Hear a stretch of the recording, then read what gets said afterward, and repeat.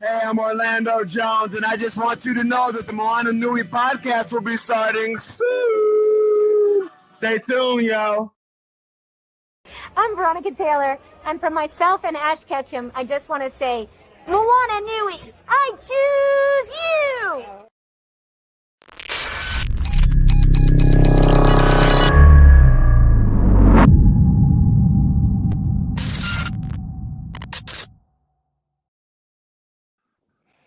Woo! Aloha mai kako, everybody. Welcome to the Moana Nui Podcast. Tonight is a special edition because it is our last episode for the year. And the first time that we're bringing like a bunch of folks from all of our different segments onto a show together. I think if you've been following us, you've probably seen these faces, a lot throughout the year. But I just want to first start off the show by saying thank you all so much for being part of our family. To me, this is like seeing the growth of the show. Always makes me happy because it's one of those kind of visions that you didn't know that you had. You start something and you don't really know where it's gonna go, but you know it's gonna be good, and it'll be fun because whenever we get good people together, it's a lot of fun, and it can be a lot of work, to kind of keep everything going. So everyone on the screen and many people who can't be with us, unfortunately, tonight, who are also a part of our community, we just want to thank all of them for being a part of this. And so welcome everybody. Hope everybody's doing well.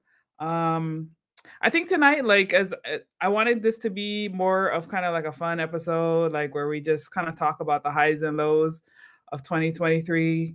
And if you know this crew, it could go any old way, as we were talking about before we came on live. We have the King of Chaos in here, so I'm going to try to keep the order, but the King of Chaos might throw, monkey wrenches, and we're all good with that because that's what makes a good family, is people who like come from all kinds of different, angles. So we're here for it. But let's just go around like real quick. Let's see. Let's start with like your name, of course, obviously your name, the show that you're on, and like what was what's your main highlight for 2023? And it can be whatever you want it to be, any aspect that you want to talk about. I'll go to Dana. Okay. Hello, everyone. For those that may or may not know me, I am the other half of the Moana Nui Podcast. But since our start, the beautiful part of 2023, we have grown our crew. We now have 3 additions to our main crew, but we also have our different segments that continue to keep everything such a variety on the show, from things on topics about what affects those of the diaspora or those that live on the island, supporting Maui, talk about sports, talking about the craziness and the weirdness that is happening on and off screen for DC and some craziness in Marvel world and all of the above. So it's been a very entertaining year for the show. For all those that tune in, you have such a variety of stuff to watch, and it continues to expand. Yeah, we'll just go around. James. Hi, everyone. I'm James, part of the DC versus Marvel After Dark and the Geek Speaks on Sports podcast. I would say 2 highlights I have for the year. One, back in January, February, because that's when my birthday is, and the Super Bowl, my Philadelphia Eagles did represent the NFC. I don't want to talk about the season right now after this 3-game turd they dropped, culminating Monday night in Seattle. I don't want to talk about that too much, but overall, I am happy with my team being relatively competitive with the top teams in the league. From the DC Marvel side, I'm happy that the DC EU will be over as of this Friday. So those are my 2 highlights for the year.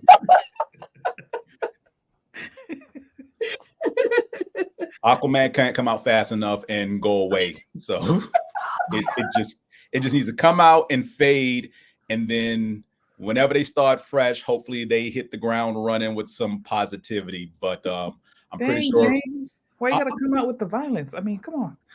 Really? I mean, we have the king of chaos. We already.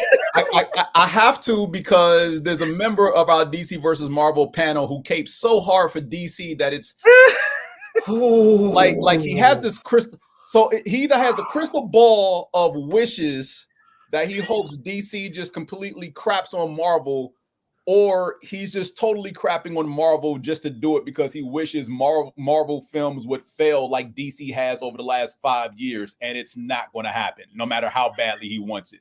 Marvel will have a turd every now and then, but overall, Marvel is fine. Just to interject real quick, sorry, I'm a little early, but James, there's the third option. He has an IV of DC fed directly into his bloodstream. Pretty much, yeah. Pretty much, which would be fine if it was cartoons, comics, action figures, and video games, but not when it's movies. Fair. Is it my turn yet? Yes, Teresa, go ahead. Well, I am Teresa, and James dropped so many gems there that I want to comment on, but I guess I'll introduce myself first.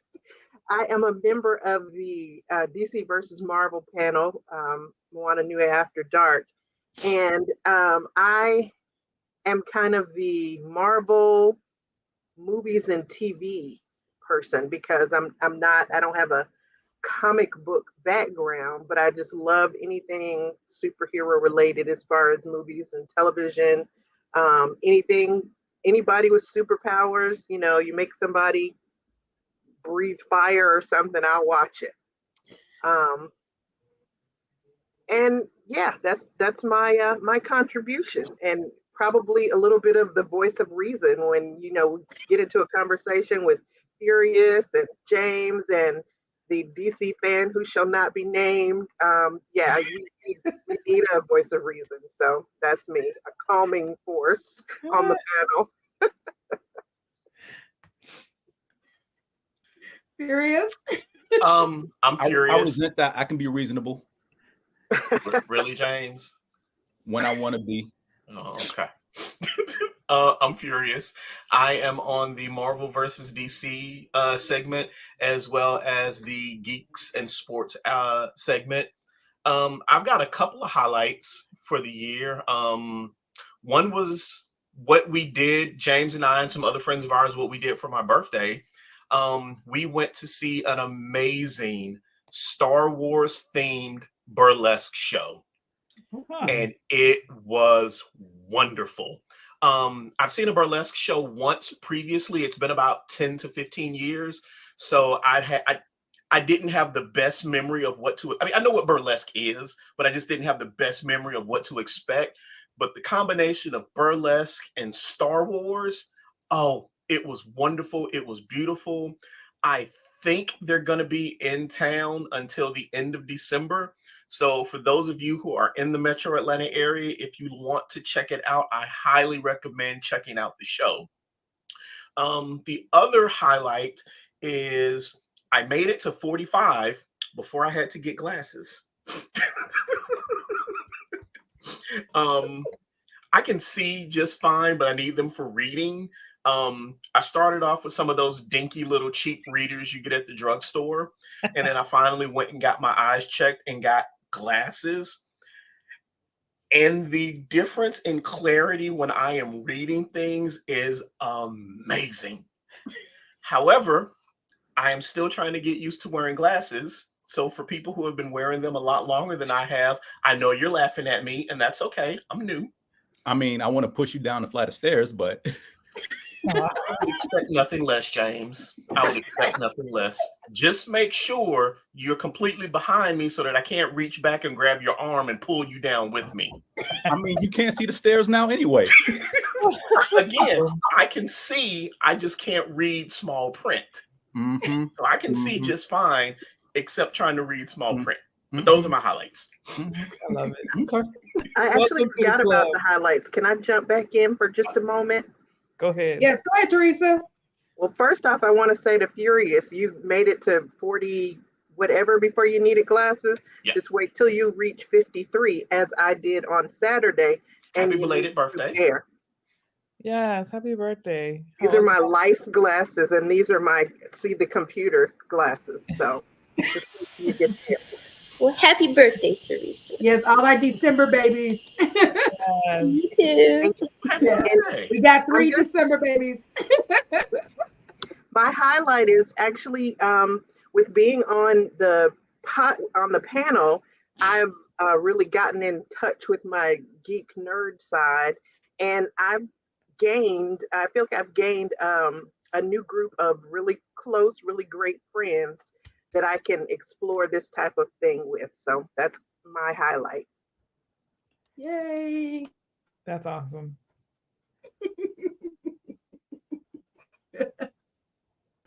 Is it my turn? Yep. Okay. Yep. Aloha, everyone. My name is V. Pawahi Souza. Lots of people know me by Visha, depending on what part of the world they live in. But the people in Canada mainly know me by Pawahi for academic reasons. I'm part of the Moana Nui Podcast. And I think some of the highlights for me for this year was, one, I went from a panelist to a moderator. So that's kind of a highlight for me. And then I actually met Moana at the CNHA in Vegas in June. Was it June? Yeah, June. Yeah. Mm-hmm. And before that, I was part of an academic cohort where we got to work on our dissertation projects. And I am going to toot my horn a little bit because I am an award-winning academic, per se, pre-academic, where I have won awards for my argument on how paradise is a social determinant of health. So I'm glad to be here with everybody, as always. And Furious, James, and Teresa, you all are hilarious.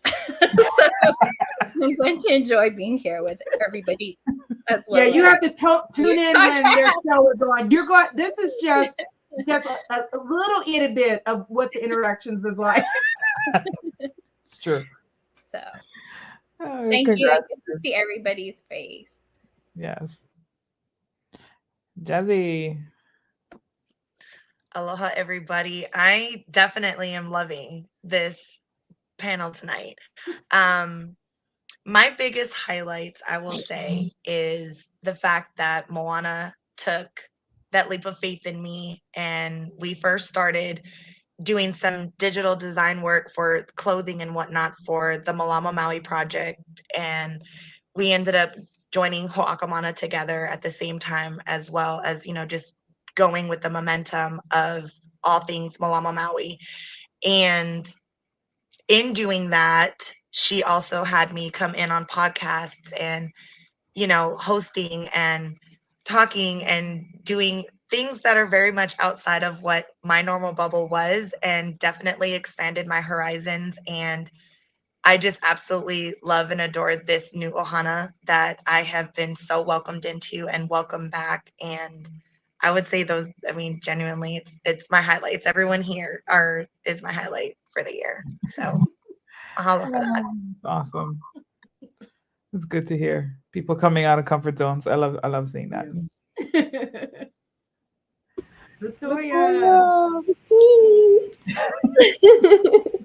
Well, hey everybody, I'm Latoya Simmons. I think a lot of cosplayers might know me as Royalty Cosplay. I think that's how that's how I met Dana, and then got introduced to Moana off of that, and then like a bunch of other people, including the ladies on this podcast. But it's nice to meet you all, James, Furious, and Teresa. Nice to meet y'all.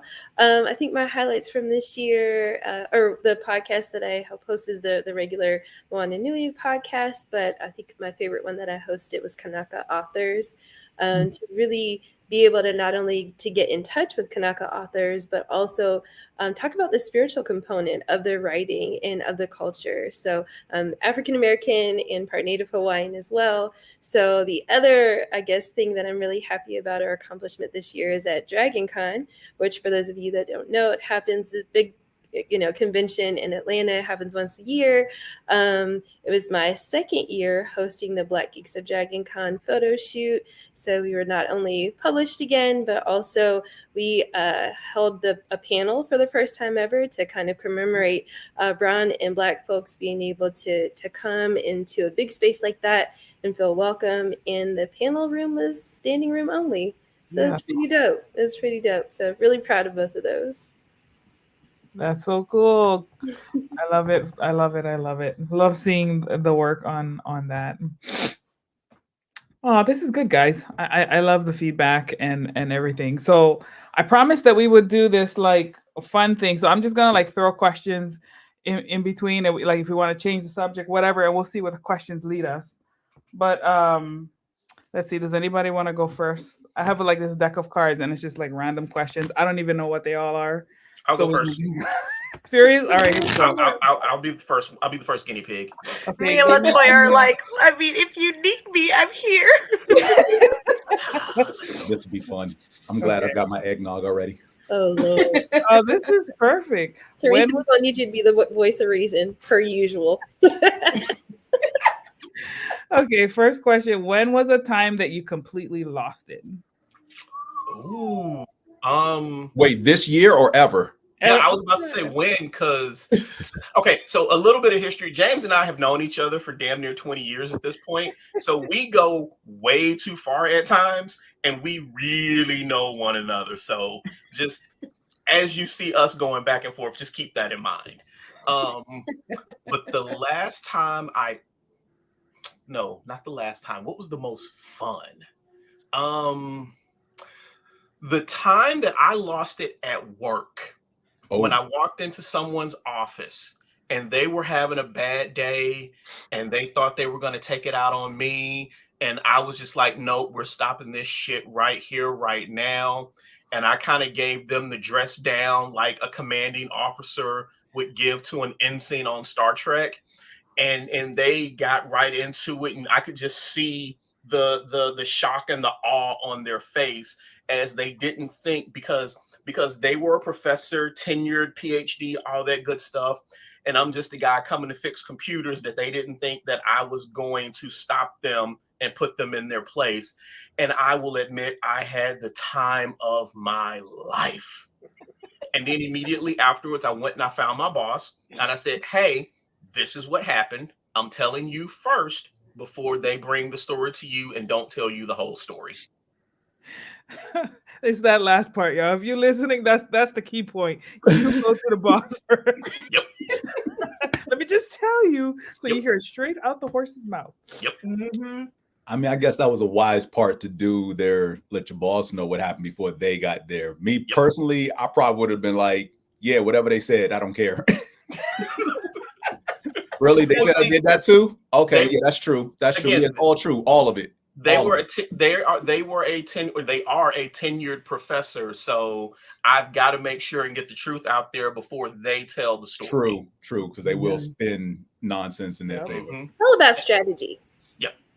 And the thing that I have learned is it's not 100% guaranteed, but if you get your part of the story out first, you tend to carry a little bit more credibility in what it is that you're telling happened. At least that's been my experience. I'll say it that way. True. The integrity system always works. Yeah. Yes. And I think that's important when we talk about narrative, like making it a little bit deeper, like making sure that you are the one telling your story and not letting other people tell your story. I think that's one of the things that we wanted to, kind of raise by doing this podcast is changing the narrative and inserting ourselves into these conversations and not letting everybody add their own color and their own spin to our stories. Absolutely. Great point. All righty, who's next? James said he was next. Who's next? I know. I see Jazzy. Jazzy been like she want to play. Get LaToya because I get voluntold to do stuff at work. I'm not going to get voluntold on here too. I come here to kick it. All right, Latoya. Oh, Okay. dang it, James. Okay. Oh, this is Thank you, James. okay. What did I get? Was there ever a time in your life that you thought you were going to die? Yeah, actually, which is kind of sad, but it's true. So there were a couple of times, actually. The most recent was in 2015. I was in Atlanta driving on 85, going towards 75. Got into a collision where my car did a 180 and then hit another car and then did a head-on collision and then another 180. And I walked away from that with just like a broken sternum and some bruises and things like that. But I'm about to get deep, y'all. Y'all ready? Mm-hmm. So that happened 5 years ago. And I was like, why did that happen? Like, I was going to volunteer, so there was good intentions in the air, you know? I was like, why did that happen? And I realized a deep thing yesterday talking to one of my friends, how sometimes things happen in life. And when you look at them directly, they look like trash because they are, right? But then if you look at them from a slightly different perspective, there are other truths that could also be beneficial. So a friend of mine helped me realize actually yesterday that the truth for that is if I hadn't have gotten to that accident, then I wouldn't have had to be forced to sit down to receive love, like just genuine love from my friends and family, because I was always giving but never receiving. And I think that the lesson was for me to just sit down and receive the love, even if it was uncomfortable. It helped me overcome that feeling of being a burden, like thinking that I was just going to be a burden to everybody. But it took me 5 years to realize that this near-death experience, or what it felt like a near-death experience, was actually for my good. So, yeah. I love it. I actually want to touch on that perspective because I have conversations with people all the time when they're like, why is this happening? Why is this happening? And I constantly remind myself as well as them that if we don't hear the lessons to learn quietly, the universe or, powers that be has a way of making sure you hear it loudly. Oh, yeah. I got it loud. So and sometimes it takes loud actions because I know I'm stubborn. I don't know if that's, I don't know. I've kind of learned over the last 6 months to a year meeting other Kanaka Maoli that being headstrong and stubborn is part of our ancestral stands. And I'm one of those that my angels and my guides have to say it loudly because I don't hear whispers. So I'm a little stubborn. I totally get it. But yeah, it took me 5 years to get the lesson, but I got it. I got it now. Yeah. And I'm so glad you're still here because we got to meet you. Thank you, Jess. She said. All righty. Who's next? Jazzy? I guess I'll go. Okay, James. All right. Thank you, James. Okay. You're welcome. I'm glad you finally going. Look, you told your accident story. I don't have to tell mine. Good. Okay. All right. Would you stop talking to all of your friends for $1 million? Absolutely. Well, I mean, $1 million.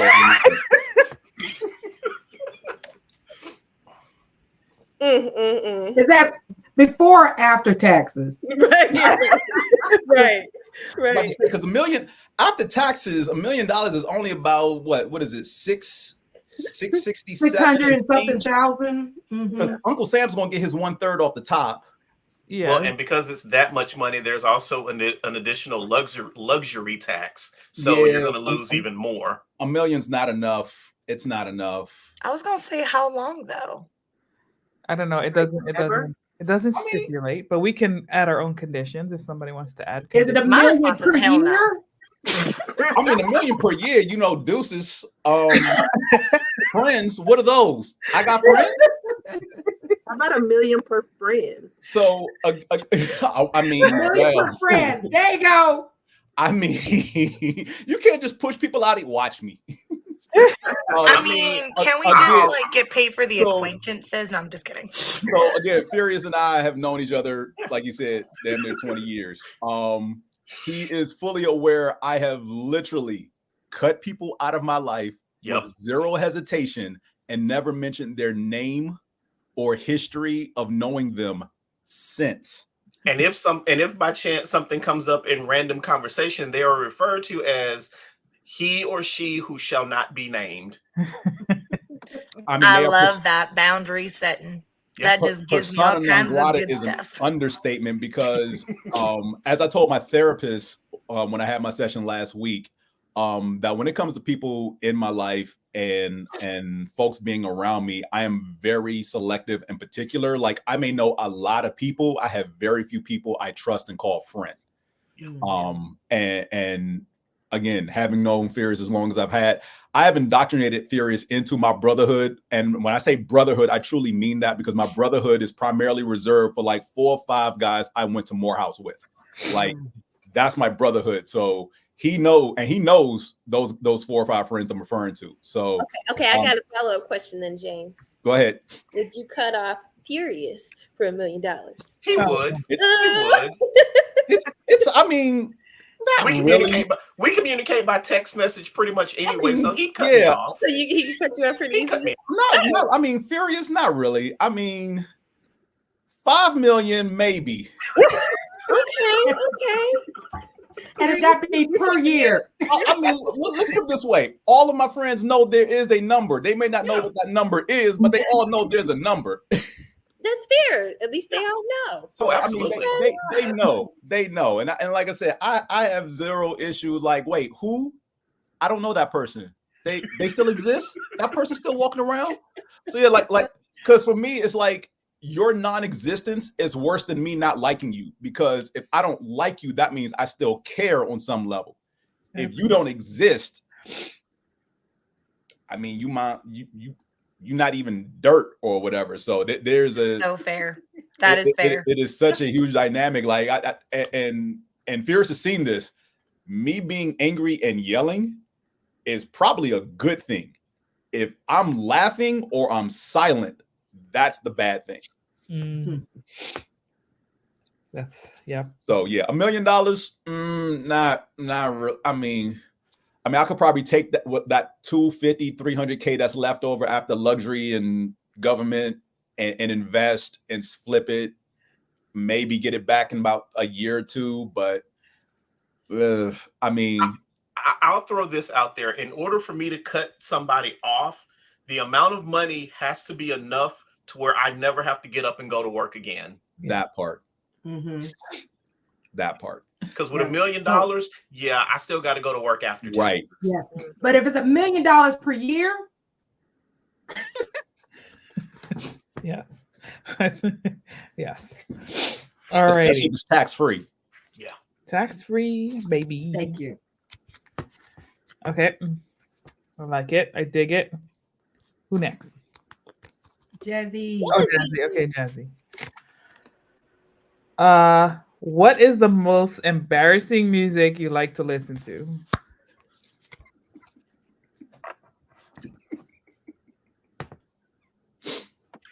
Okay, this one is like a context situation.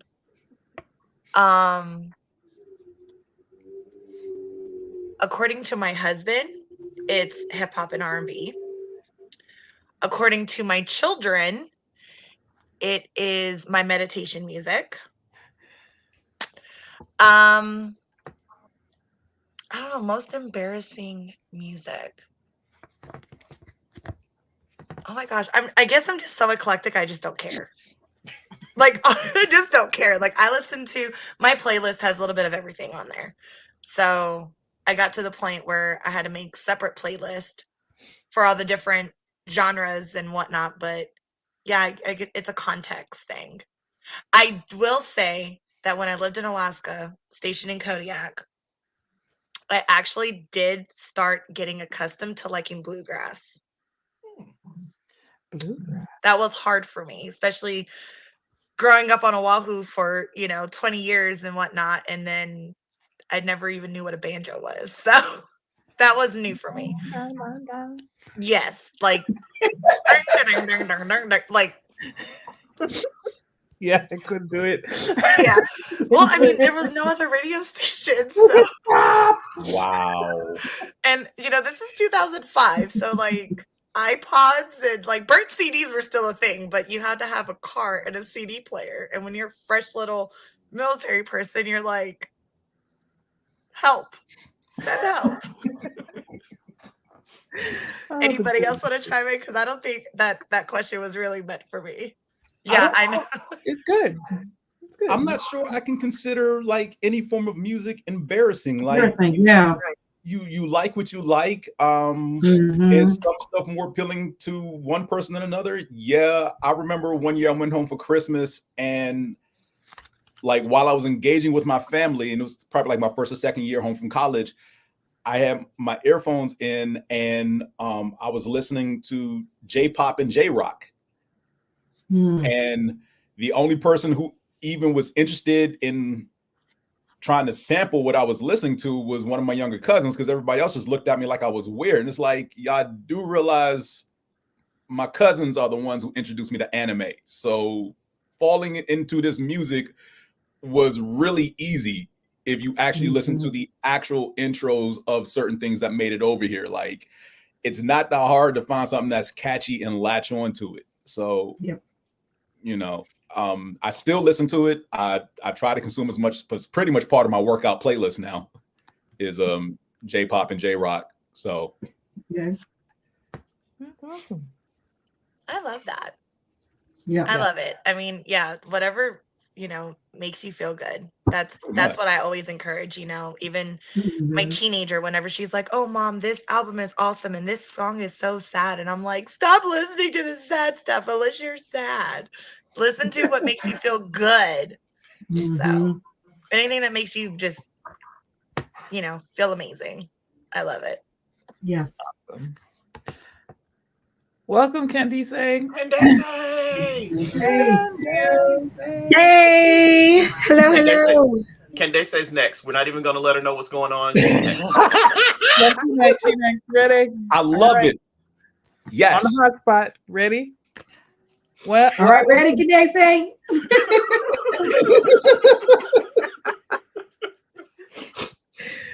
What was the most embarrassing time you passed gas?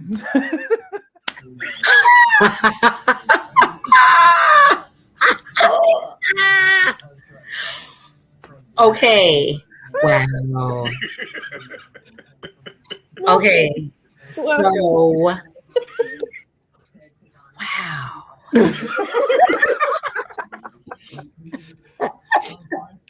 I've also known Candice since the day before forever. She and I went to college together. I know. Be nice. I can't even. I was going to say, let's blame Furious, and then he has to answer after you. Okay. I got no problem with him. I got no problem with that. I don't know about embarrassing, but the first time that I passed gas in front of my boyfriend, and we were walking, we were outside though, and I said, ooh, I think I got, and every time I would be like, I think I have gas, he would be like, let it out. And I'm like, no. And so I don't remember what happened, but I just know I was just like, la, la, la. And as you're walking with stilettos on, you know how stilettos make that sound? And so it was just like, and then it was kind of like, and then it was just like, and I was like, and then after that, it was over. So I guess that was the most embarrassing for me. Because I think we were like a year in, and I still had never like passed gas in front of him. And so I stood like,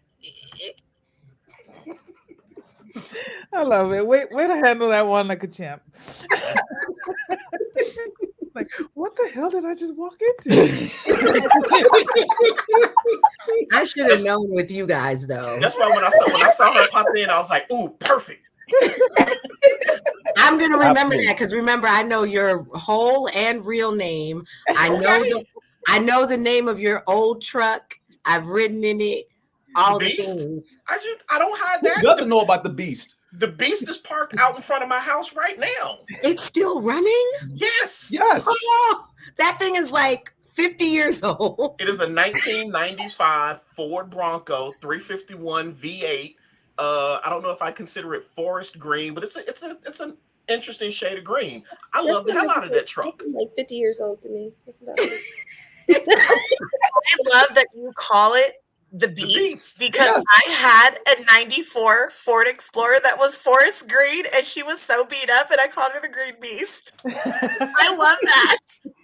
I'm mad that people even, like, we were at Target today and we parked next to this old Yukon and I was like, people still drive these things?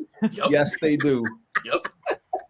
It was awful. I was like, this just needs to die. No, unfortunately, because when the apocalypse, my if truck it has ain't no broke, computer. don't fix it. My truck has no computer. So when the zombie apocalypse happens and everything else breaks down, you're going to be begging for a ride in that truck as we are careening over zombies. That's true. I'm coming up your house. Or crashing into other Teslas. You mean running over the Teslas? Yeah. Oh man. Oh, okay, so Pawahi popped back in, so she next. Okay, here we go. What is up with these questions?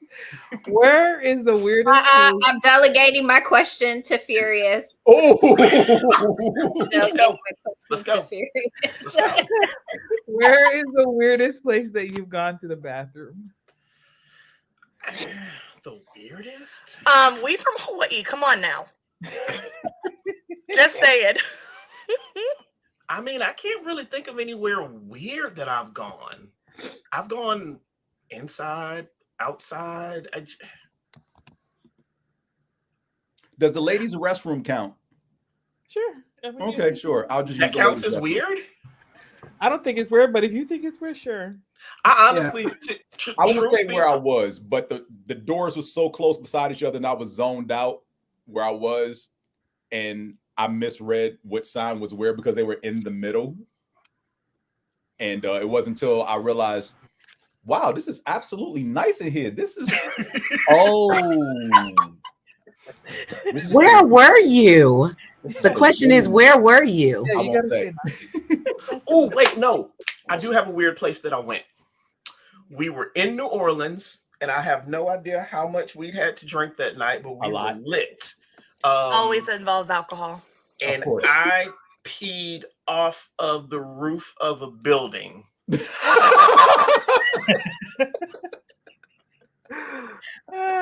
it was a rooftop bar, and I clearly had too much to drink where I couldn't find the bathroom, and I finally just said fuck it, and I went and found like a corner that was going over the edge, and it went over the edge. I hope you hit a Georgia Bulldog. I was going to say, was there any pedestrians below that you know of? I don't think so. I don't think so. You hope so? Let's see. It was wait. It was New Orleans. He was drunk. What time of year was this? Well, no. I wasn't drunk. I wasn't drunk because remember, I've only been drunk twice in my life, James. Okay, fine. You had copious amounts of alcohol. Yeah. So I put it to you this way: I don't remember hearing anybody scream, so I'm going to assume there was no one down there. I mean, just because they were scream doesn't mean they didn't enjoy the golden shower. That. Just because it didn't scream doesn't mean they didn't enjoy it. There you go. Yeah. Oh God. Yeah. Some folks have weird fetishes. This is very true. But yes, you were in New Orleans. Yeah. Facts. Yeah, but that would have to be the weirdest one for me. I mean, I will say in his defense, if he was conscious enough and there were people out there, he definitely would have aimed for a Saints fan. Saints or Georgia Bulldog fans, yeah. Okay. Georgia Bulldogs ain't got nothing to do with this, so let's leave them alone. Yes, they have everything to do with anything. Hold on. Wait, let me cover up the stuff that doesn't need to be seen. They have everything to do with any type of. You see this right? Wait, hold on. Can you see it? No. Can you see You it? still have your buzz card? Of course he Can does. they say I work there? Oh, okay. Because I was going to say, wait a second now. I have my bus card somewhere, but it's packed away somewhere. So this right here, you absolutely right. I'm looking for UGA fans. All I'm saying is the state of Georgia has not passed that law. I said they should have passed 3 years ago when it popped back up in my memories, and I posted again after this year's SEC title game. And if they had passed that law, maybe they would have won the game against Alabama.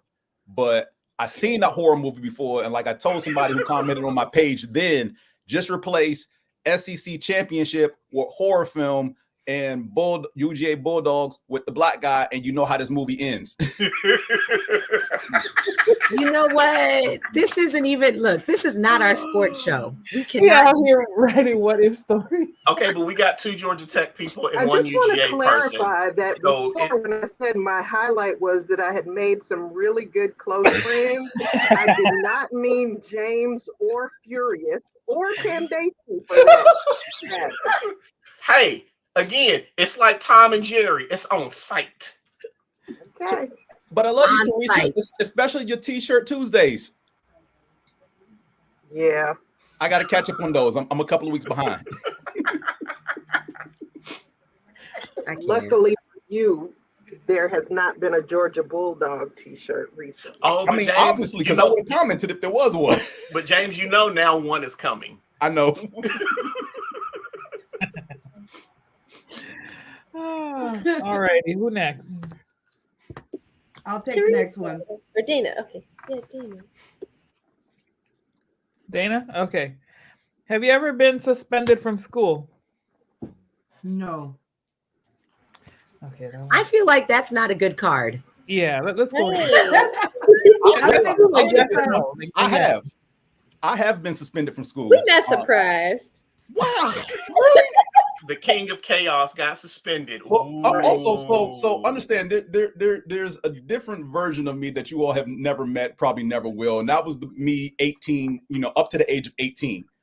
Good, well behaved, got good grades, like literally, let's see, honor roll, National Honor Society, like 5 varsity letters in sports, top 10% of my graduating class in high school, like literally one of the smartest people.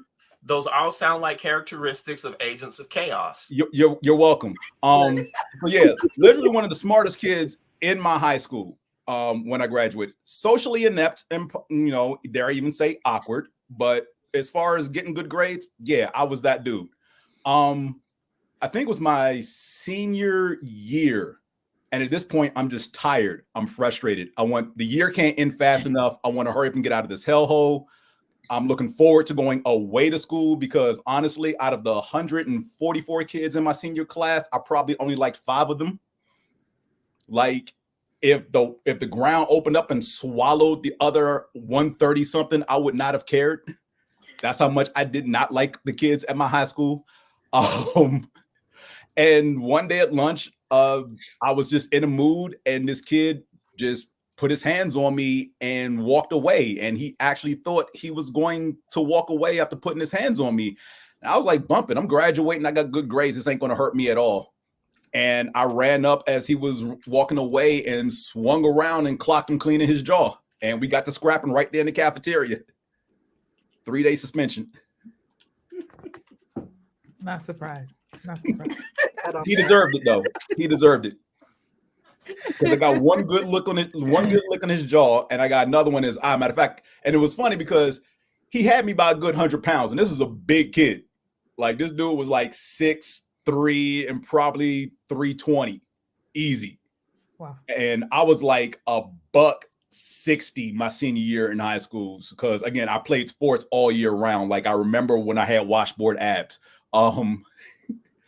And yeah, so I was quick enough to get to him and hit him, but not quick enough to get away because the exits were all blocked up by kids waiting to leave when the bell rung to get back to class. But yeah, principal sat us down and was like, "You're both suspended 3 days." And I mean, it happened to be a Wednesday, so my weekend started early. The only good thing that came of that was I still graduated top 10 in my class, and yeah, he barely graduated. So. Okay. All right. And thus began your descent into the agent of chaos. That's right.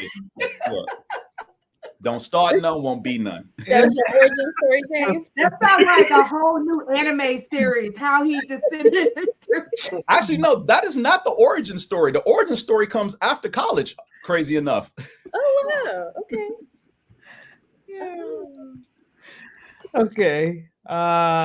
Dana, round 2.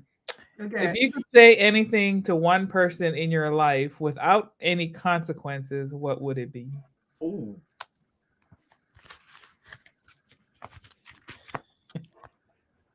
hold on, I got a list. Yeah, I've got like James. I have a list of folks, those that, is on that borderline, and then those that, yeah.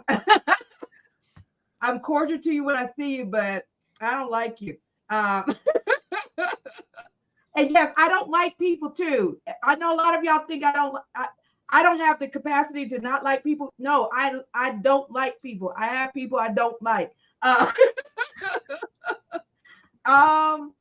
If I had the capacity to say, I would tell them, about themselves and no, the place without consequences. I'll do it at work to some people at work with no consequences, and just tell them about themselves and tell them where to stick it.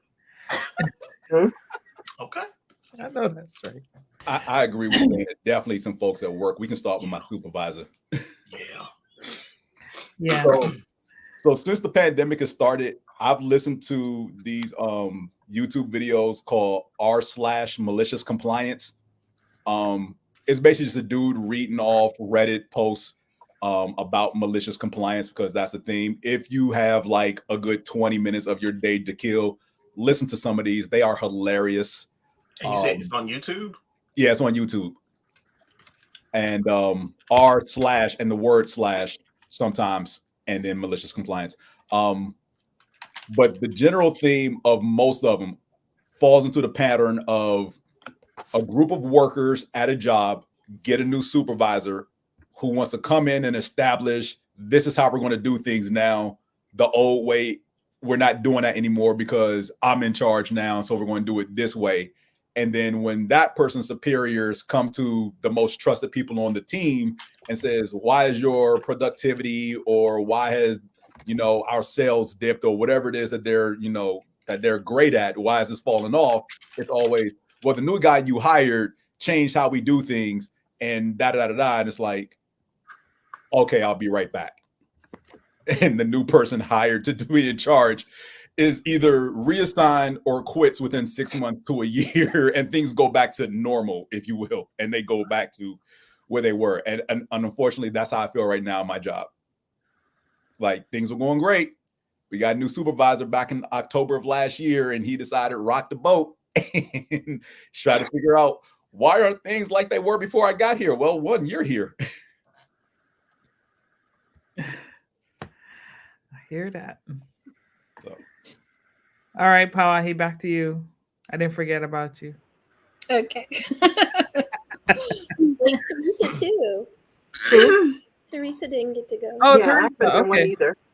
Okay, well, we'll go to Teresa and then we'll go to Pawahi. Okay. Okay, here we go. Hopefully it's not if it's a yes or no, I'm putting it to the side. Well, have you ever stolen money from your parents? And tell the story. Oh, but I haven't. Okay. I have a debit card on one of my dad's accounts, and I don't consider it stealing though.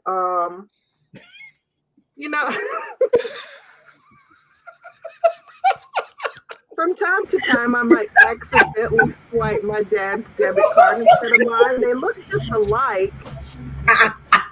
Accidentally. Right. I do that with my husband's card too sometimes, just the whoopsies. Right. Well, what are you buying when the whoopsies happen? Oh, usually just little small things like, meals. Okay. Nothing major. Gas, yes, absolutely. Things that I know he won't say anything about. Food, gas. Accident.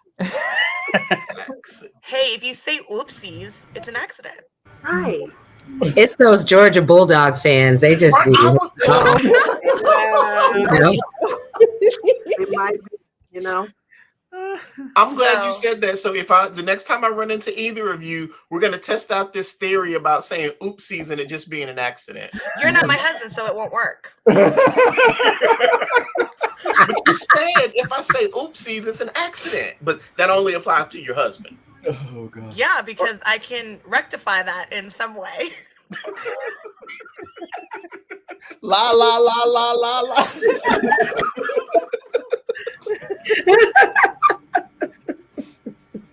I'm too young for this. Sir, you are old. What are you talking about? So, This is wisdom. I don't know if this was like a stealing from my parents thing, but as a parent, I would think that this is a situation. So, being in Pop Warner and, you know, school and stuff like that, whenever you have sports, you do fundraisers. Mm-hmm. So, my mom had like the beef jerky sticks when I was growing up, and then into high school, it was the candy bars. I didn't take the money, but I ate the food. So yeah. As a mom, I'm like, yeah, that was totally stealing. As a kid, it was like, it was a snack. No whoopsies there. I totally admitted to it because I suck at lying. So my mom's like, did you eat this? And I'm like, Well, was it the chocolate covered almonds though? Because if like those are yes, it was those. yeah. Like, how can you And then not it eat was the those? teriyaki beef jerky sticks that like I swear just disappeared after I like grew up. You know what I'm talking about, Moana? There was like the specific feel ones you. for Pop Warner, and it was Oh yeah, if it was the world's finest chocolate, like oh, chocolate covered almonds, no case is safe. Like correct. Here's So my whenever my local Dollar General, because I do live in a small county, so Dollar General is like the only hype store we really have here. When they have it, that's where lots of oopsies on my husband's debit card get swiped. But he partakes in the eating of it, so there you it's go. fair. Yeah. Oh, that's awesome. What's up, J-Man? Hey, J-Man. Hey, All right. J-Man. Let's see. You ready, Pawahi? She's like, oh God, what are you gonna ask? Have you ever let someone take the blame for something you did, and what happened?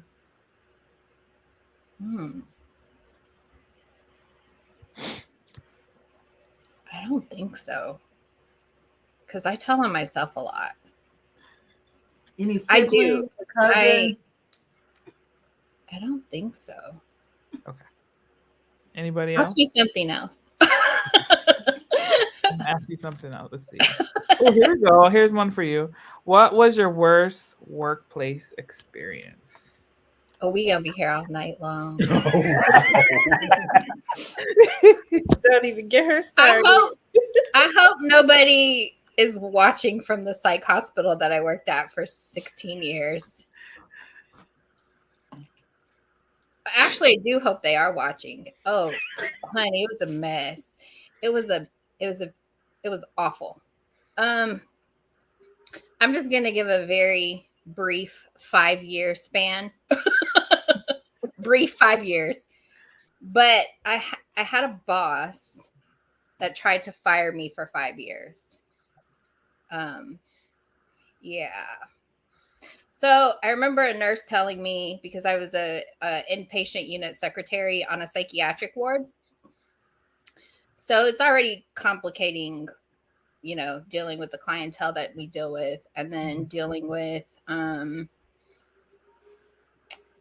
questionable coworkers who are there for the paycheck and not really there to help people. But yeah, I think that was, I remember I had a client who, okay, I have to be brief because HIPAA, but I had a client who needed help. And so I went into this client's room. I was like, hey, this is what you need to do to get out of here. And then the client responded well to me and did what I asked them to do. And so this particular boss, after the client had came up to the nurse's station and like got the things that they needed or whatever and did whatever I asked them to do, my boss goes, that person looked mad when they came up here. And I was just like, okay, like I wasn't sure where she was going. And she's like, I think you was being mean to her. And then she looked at the carpenter and she was like, do you think Visha's mean? And he was like, no, I think Visha's like warm and fuzzy, like being funny, you know? And she's like, oh, because that client came up here and was mad. And I was just like, what do you want? You know, like, I don't know what the point is she's trying to prove, but she did that to me, all that microaggression stuff for 5 years, to the point where I just emailed every higher up, from the president to the CNO to the CFO to the everybody in HR, all my coworkers that was mentioned in the email, everything, because I wanted everybody to know what I was saying about them. And yeah, I remember the vice president calls me down to his office and he says, can you read this email for me? And I said, I don't need to read that email. And I said, I could probably tell you what it says word for word without me reading it to you. And I said, that's how many times I read it. And he said, okay, well, I just want to make sure that, you know, you wasn't, you know, sometimes we write emails and they just sound wrong. And I said, however you read that email is how I meant for that email to sound. And he was just like, okay, well, we're pretty straight shooters. At this point, I already had, you know, I was already cool with like the people at the higher ups because they were sick of seeing me. But yeah, she tried to fire me for 5 years to the point where they had to move me. And after that, every woman who is not melanated, except for one, was like always trying to fire me or get me fired. And so, yeah, I don't know how I survived 16 years there, but I like to say I grew up in a psych hospital and the staff was more psychotic than the patients. Right. Oh, wow. Yeah. That's a real thing. That's So sorry that happened. I know. And that was just a 5 year span. I can go on and on and on. Yeah, finally I just left because after 16 years and they was trying to just pay me $15.64 with the master's degree and they was bringing in new people with $19-$20. I left and I went to another large facility where they started me off at 22. So Good. yeah, I was a bunch of bull. Found that worth, babe. Mm-hmm. Very proud of And then I you. left and I'm here. So Yes, but look at where you are now. Like, huge accomplishments. So proud of you. Absolutely love seeing you grow and keep thriving. Like, that's my favorite part about all of this is that we all come together, but we're all individual at the same time. Like, I love you. Aloha Vaya Oi. That's awesome. All righty. Did we get everybody? Yes. Sweet. I guess, well, I didn't do one. So Except you. I was about to say, Exactly. ma'am, can't skip you. Oh. What's the question? What is something you used to do that makes you cringe now? Makes me cringe. I don't know.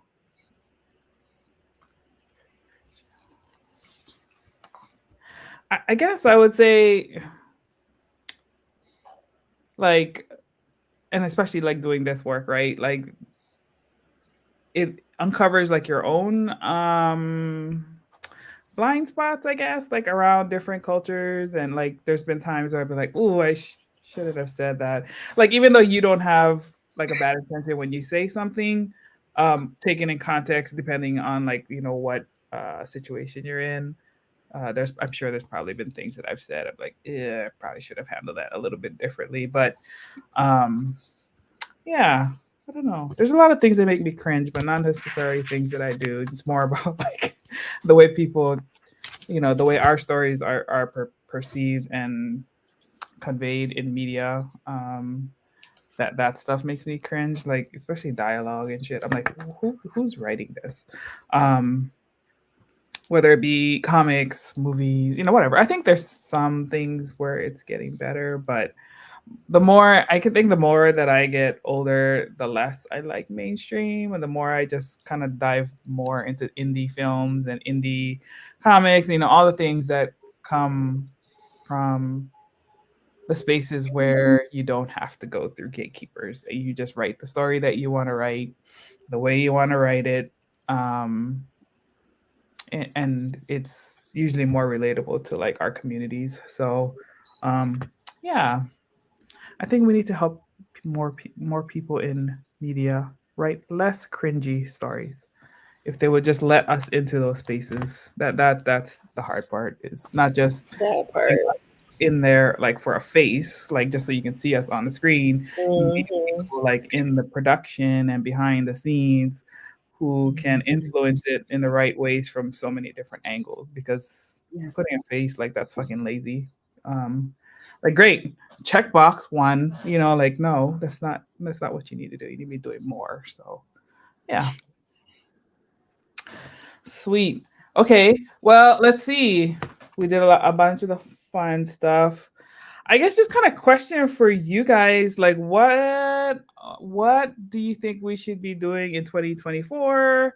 Are there things that we could be doing better, new ideas that we could be pursuing? Dana and I are always open to, like having everyone like influence and shape, the future of the show, especially because I feel like we all do this as a team. So I'm just curious to hear everybody's thoughts about how the last year went and um, where we should be going in 2024. I have an idea. Yes. First, for my idea, I think that this podcast has gone in a wonderful direction. The reach has increased, the number of panelists and the type of persons with different backgrounds and expertise has also increased. So this podcast has become not just an idea in your mind, Moana and Dana, but a reality to where it's reaching a larger audience. My idea, though, is I don't know if you all have done this before, but potentially, I know we talk about a lot about comic books, right? DC and Marvel and sports, right? But what about a kid's perspective and how they're receiving this information? Because they're consumers as well, but they're the biggest consumers. It's all about them babies, man. And let's be honest, even if we get older, it's the inner child in us that we're feeding. Yeah. That's why I cosplay. That's totally why I cosplay. With my inner child a voice. But yeah, I'd like to hear from some little ones on the podcast. Yeah. I think that's a great idea. Actually, there was something me and Moana has talked about. We haven't pulled the trigger because at the same time we need to find the parents that are okay for their kids to come on. So that's been it. I know we already have a couple junior correspondents that has go on to conventions at MomoCon for us to kind of cover. So hopefully we can get a few more that the parents get on board, because I think that's the biggest barrier is a lot of parents are there's some that are very protective about social media and also their kids being exposed to the keyboard warriors, and they're very hesitant on them being attacked or anything because of their point of view or what they think. That's a fair point. So hopefully if y'all know any parents that are willing to have the kids on, let us know. Yeah, no, I think it would be great. But yeah, Dana does bring up the good points from the parental perspective. Yeah. Oh, yes. As a parent myself, that's the number one thing of my kids with social media and whatnot is the fact that in today's world and our society, like, all of us here, because we went through the transitions of cell phones and technology and the internet and whatnot, they were born into it. And so it's hard for them to separate that an online friend versus a physical friend. They mesh it together as the same. And yes, I can see why, because I do the same as well. But at their ages, it's hard for them to understand that some people can be one way online versus a different way in person. Whereas, it happens with adults too, to see the difference. But I definitely see the parents wanting to protect their kids and making sure that that they're not bullied. I mean, bullying is definitely an issue, so having it online could definitely be something different. But I'm sure whenever parents start warming up and knowing the two of you, they're going to understand that you guys are not going to tolerate it and you're going to protect those babies like they're your own, and you guys got them. So Yeah.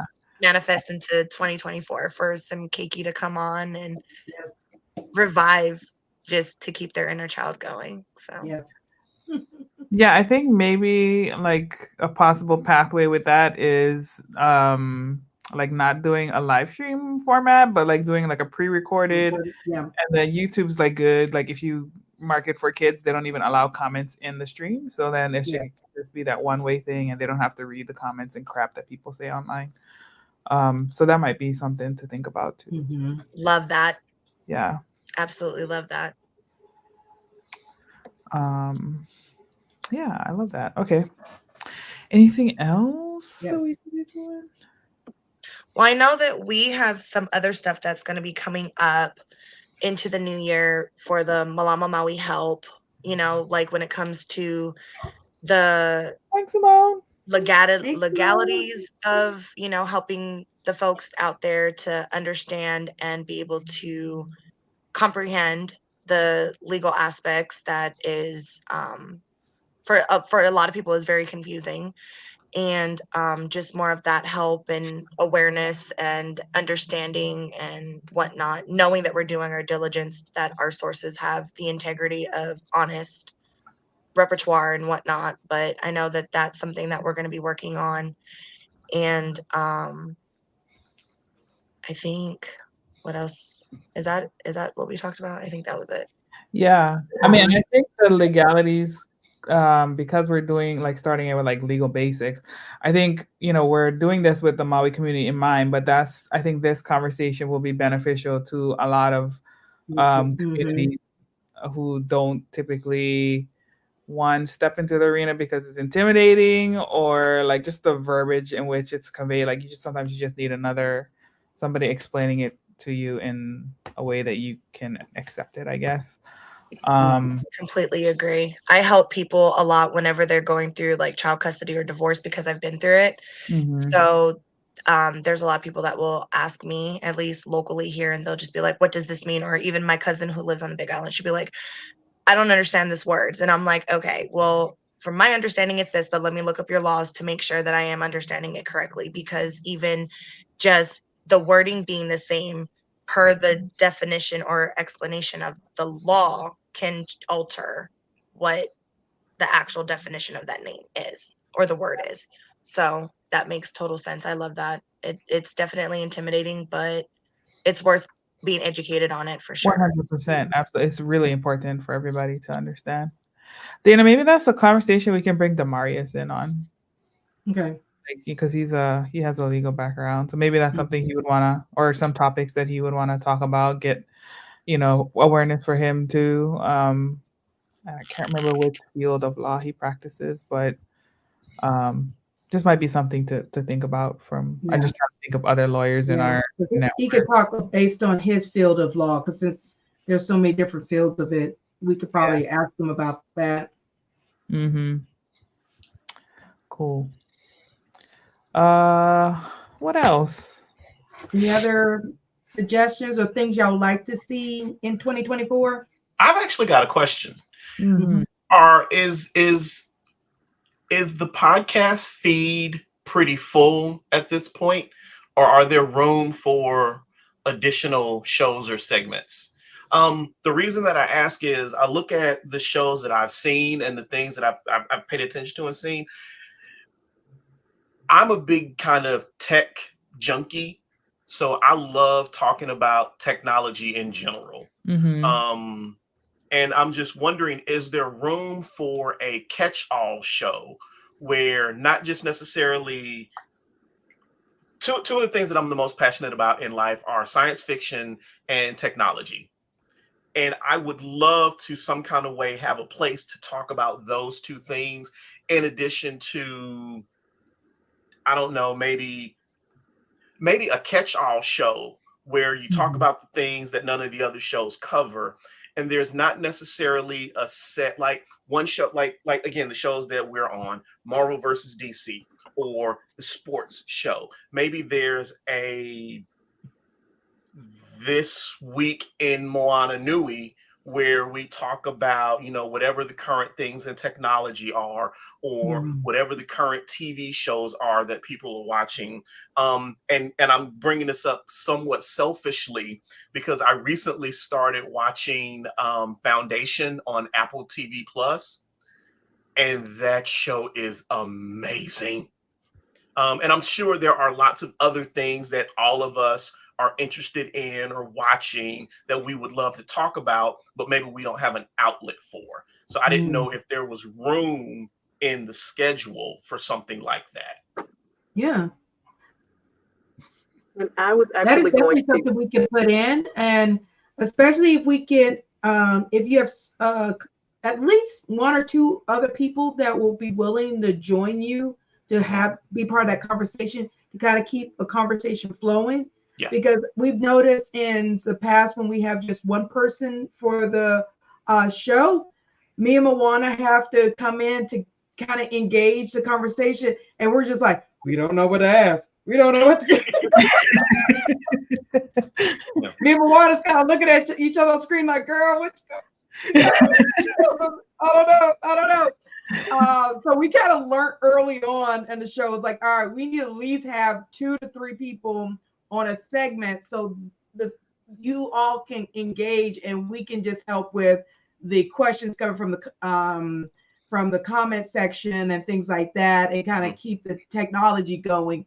But yeah, if you definitely have 1 or 2 other people that is willing to be part of it and kind of be that, we can set a day of the week. It doesn't have to be Thursdays. If you want to do it like on a Tuesday or Wednesday, we can set that at 8:30 or something. We can make that happen. It doesn't have to be on Thursdays. Okay, cool. Yep. Teresa, you were gonna say? Yeah, I was just gonna say, I was waiting until the more serious conversations were over to get back into the silly stuff that we talk about. But no, perhaps expanding what our panel discusses. I mean, we're Marvel versus DC, but like Furious said, we also watch sci-fi. We also, there's a bunch of other stuff too. I'm into Star Trek and Star Wars and all of these other like one-off fantasy and sci-fi shows. Simone and I talk about sci-fi books, and I do a lot of audiobooks. So just perhaps if we could expand, because it's technically the After Dark series. Yeah. We kind of just have the different panels, but then it kind of the other panels have phased off, and it's mainly just the sports and the Marvel DC. So Marvel DC can rename and become something else. Y'all, like how we have geeks speak sports, we could change the name to something that is more general encompassing for the other panel, and y'all could talk about whatever y'all want. In the chat, Simone mentioned Doctor Who, another Black Doctor. That would be good to talk about. I mean, you see what's right next to my head. I see it. And speaking of the Marvel DC, we have talked about things outside of Marvel and DC. We did Ahsoka. I'm trying to remember what else we did outside of we've done a couple other Star Wars things as well outside of. A lot of times y'all just tell us, "Hey, we want to talk about this." I'm like, "I'm scheduling it." Yeah. And we talked about Loki 2 on one show. Loki season 2, I should say. Briefly, we have that next week. No, is it next week or? Yes, it's next week, next Thursday. Okay, that'll be our official last show of the year. Yeah, I'm all in favor of DC Marvel expanding, because even in our general conversations about whatever recent property of DC or Marvel came out, we do dovetail into sci-fi in general, whatever it is. Absolutely, Godzilla 1-0 is it 1 or All right. 1. If y'all want to talk about those, I'll schedule it. So I'm all in favor of discussing things outside of DC and Marvel. Because I mean, honestly, this year has mostly been Marvel because of the 4 DC things we could have talked about. We only discussed 3. And someone, won't name names, didn't want to talk about the 4th one and didn't really have a good reason to not bring it up. Considering how much they hyped it. So I mean, yeah, I'm all in favor for expanding upon just Marvel and DC in that show. If that's a rebrand, I'm all for it. Because I'll probably put in a group chat for everybody to come up with a new name for the segment, and then whatever topic y'all want to talk about, we'll schedule that and make that happen. So we'll talk about the new Doctor Who, schedule about Godzilla 1, any of that. Yeah. We just rebrand. Pretty much. I mean, there's a ton of anime I would love to suggest people look at.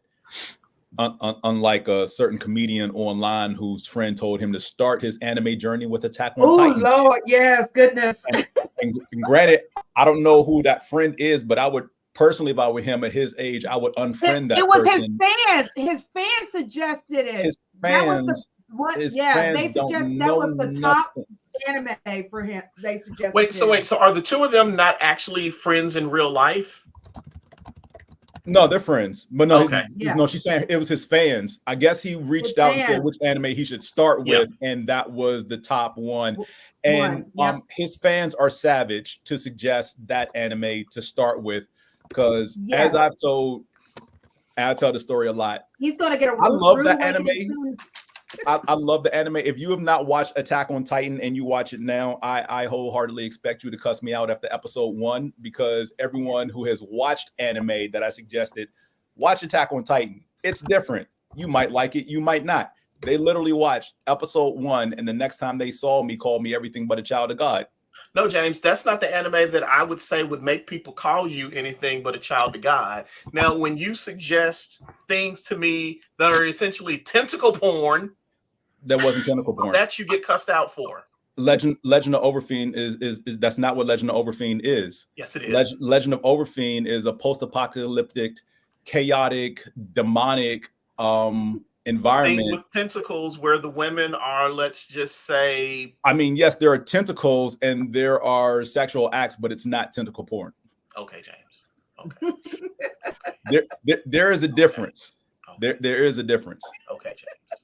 I mean, if you like, we can have a sidebar conversation. We can delve into the world of hentai. I can show you what tentacle porn is. No, These 2 can literally have their own segment to go back and forth and rebuttal on what is what. And they're friends in real life, so they have these conversations anyway.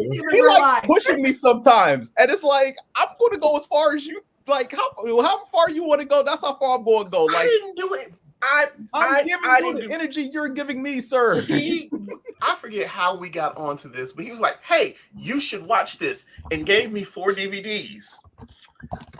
Again, it's tentacle porn. I couldn't get through the first list, and don't get me wrong. You have a DVD player still? You know what? Can they say? Yes, I do. But this has been years and years ago. I know. Don't get me wrong. I'm not anti-hentai. I like hentai. I've seen some hentai that I really, really like. But this shit that James had me what the fuck? Like, seriously, dude, what the fuck? Just no. You're a sick man. How is that new? It's not. Okay. The DVDs that you gave me to watch just reinforced it. You're welcome. Okay, so Furious, from now on, you just need to ask me to recommend you stuff. Oh my goodness. Again, Attack on Titan is a wonderful anime. If you watched anime, not something you should start out with. No. Okay, James, so what would be still has VHS DVD? Exactly, Sloan. Thank you. I mean, my first couple of anime that I watch I still have the VHS tapes over here in my closet to my right. So we talk, and when I say my first anime, I'm talking about like early 90s. So like Vampire Hunter D, The Blade of Kamui, Wicked City. For me, that's like modern start. But like in the 80s, yeah, Fist of the North Star, Voltron, Translor Z, Robotech, Speed Racer. Warriors. Ronin Warriors is 90s. Was it? Yeah. Okay. Did you say Speed Racer? Speed Racer is anime. Go Speed Racer. Go Speed Racer. Go. And I do like anime then. Yay. You grew up on anime, young lady. You just I know. You probably watched way more things that were anime, but you may not have just known it at the time. Oh no, I have. Oh, I just all that other stuff though that y'all are talking about, the tentacle porn and stuff. I prefer regular porn if you really talk about it. I'm just saying, I don't even tentacle. I don't. My eyes were just. I was like, I'm completely done, guys. Let's just. Can they say if somebody ever says to you, "Hey, you should watch Legend of the Overfiend," punch them in the face? Okay. No, don't punch them in the face. Just say no, thank you. So James, you do not want to be punched in the face. Not without having paid for it. Oh gosh, I can't. It's James. I mean, it's James. Oh gosh, I'm having too much fun. Hold up. Who's this? JD Smith, the digital guitars. Yes, I have seen La Blue Girl. Matter of fact, I own La Blue Girl. I own La Blue Girl, so yes, I do have that. You own a girl that's blue? No. La Is she Blue in your closet along with that VHS? It's the name of the anime. And a matter of fact, that anime is on VHS. I can't. I'm not going to let you take me down this road, Candace. This ain't what you want. I don't. You're right. I'm going to mute myself now. Unless I put up my favorite picture for you of Jalen Hurts from the Buffalo game. Oh, but I mean, that was like so. I know. We lost 3 games since, and y'all have life again. Congratulations. I am excited, and we shouldn't talk about sports right now because other people's eyes are going to glaze over, and we just aren't going to do that. But I just need, yeah. And yes, Simone, I've seen the trailer. I've seen the trailer for that, and yeah, it's because because it is from that. When did the movie? What year was Kong Skull Island? 18, either 17 or 18. Because Monarch before the pandemic. Because Monarch starts in that movie. Okay. Yeah. So it's like going on the same time that they're on the island looking for Kong. I'm gonna have to revisit that. Right. JD. Teresa, type it in Google. What did he say? Oh goodness. Teresa's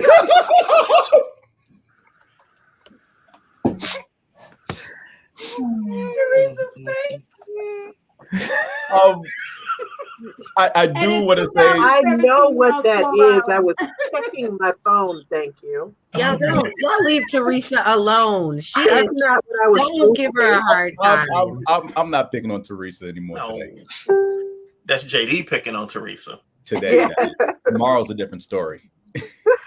I'm so sad. I mean, as long as she doesn't put that UGA hat back on, right? That's what I was gonna say. Just see now you're now you're fair Oh. game.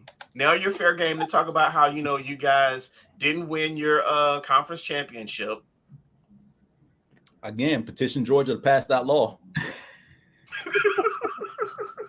Got them hats ready. Right. Every time they play Alabama.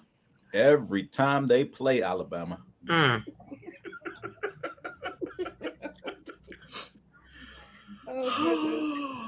But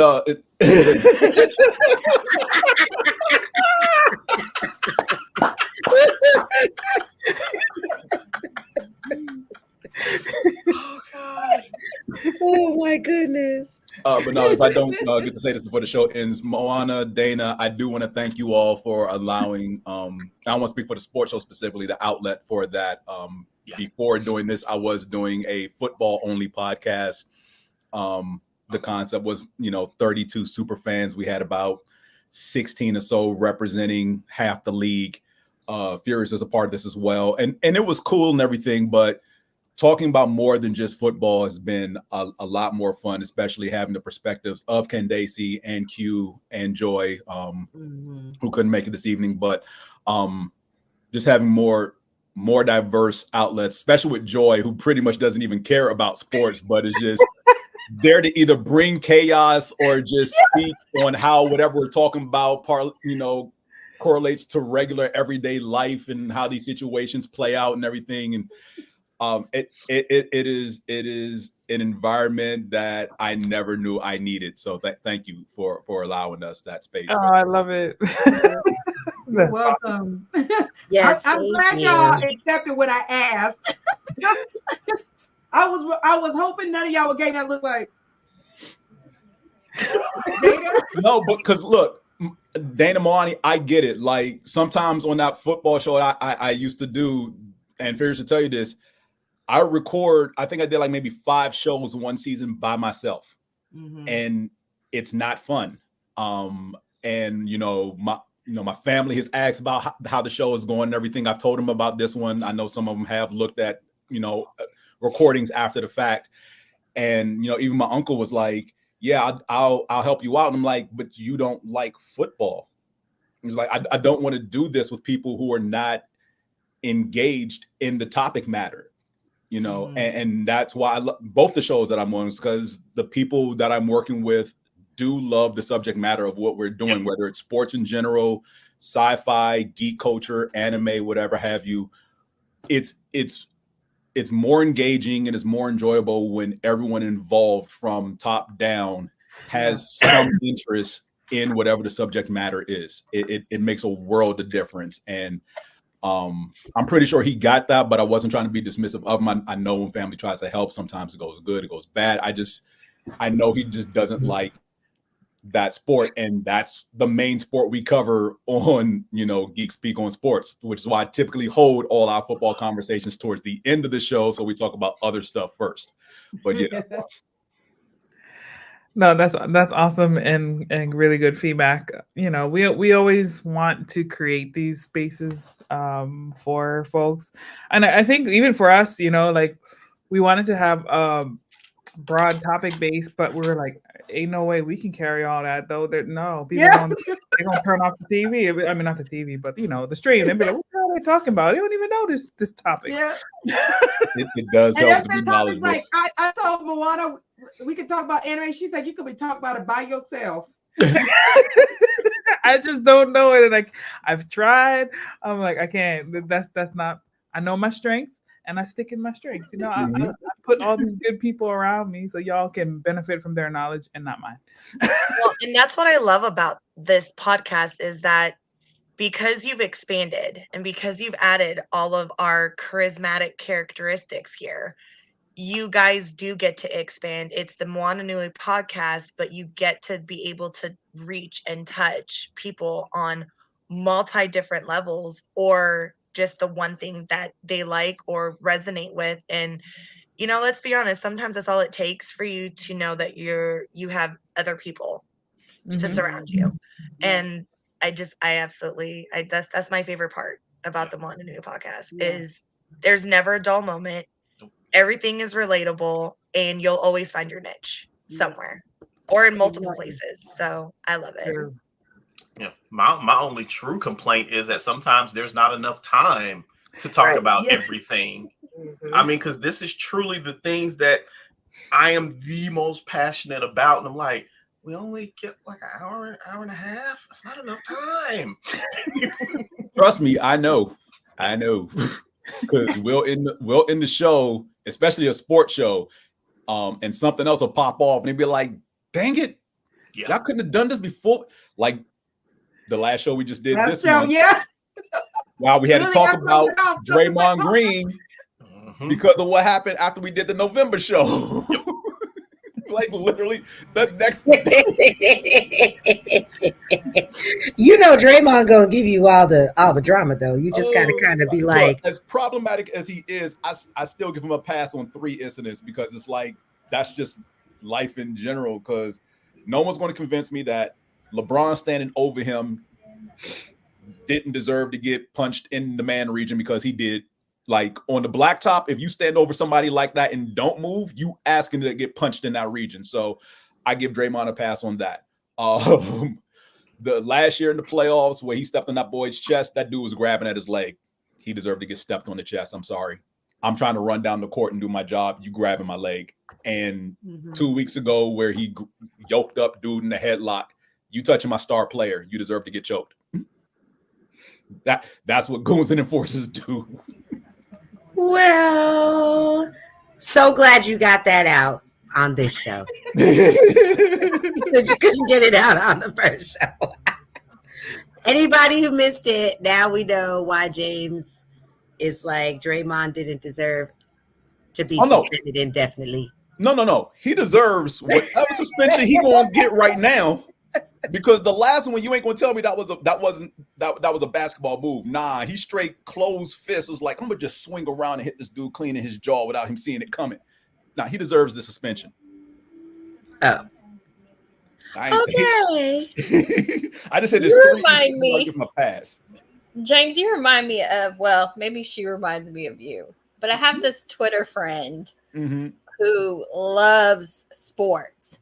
So her whole feed is just like sports. And so one day I was like, you know so much about sports. And she was like, oh yeah, I used to work in the field. I don't know what she does now, but she's still to this day, like her whole I don't even know how we became friends because her whole feed is about sports. Awesome. I love it. And maybe bring her on as a guest panelist. There you go. I would love to have more people on. Yeah. Because sometimes some of the panelists can't make it, and there's been times it was like James, Furious, and Q, and it's just the three of them talking. Yes. I just want to throw out there, if I could, real quickly, that before our podcast panel, I didn't have anybody to talk about the geek culture type things with, because I was the only person that I knew who liked this stuff. The only time I got to discuss or, interact with other people who liked geek culture was if I went to an MCU ATL event. And I am extremely introverted, extremely socially awkward. So even if I went to an MCU ATL event, 9 times out of 10, I'm going to sit somewhere by myself anyway. But we have this panel now, and even though they get on my nerves sometimes, I do actually consider these people to be my friends. So I have other people to interact with about these things. We've got a group chat, and where we probably were supposed to be discussing things for the panel, but we discuss all kinds of things on there. So I'm happy to have this outlet, and that's why this was one of my highlights, was because I've expanded my group of friends and I've gotten to explore the subject matter more with other people who can relate. Yeah, and I think too, like, we talked about this feeding like our inner kids, but like even like as adults, right? Like it's not a lot of opportunities we get to like make new friends, right? Like because we get so busy with the life stuff. It is nice to have this online community of people, who have like common interests in different areas, and just have a space to like free for all, like talk about whatever you want, and build the bonds that way. So I think it's really cool. That's one of the good things I think that came out of the pandemic is trying to create these spaces too.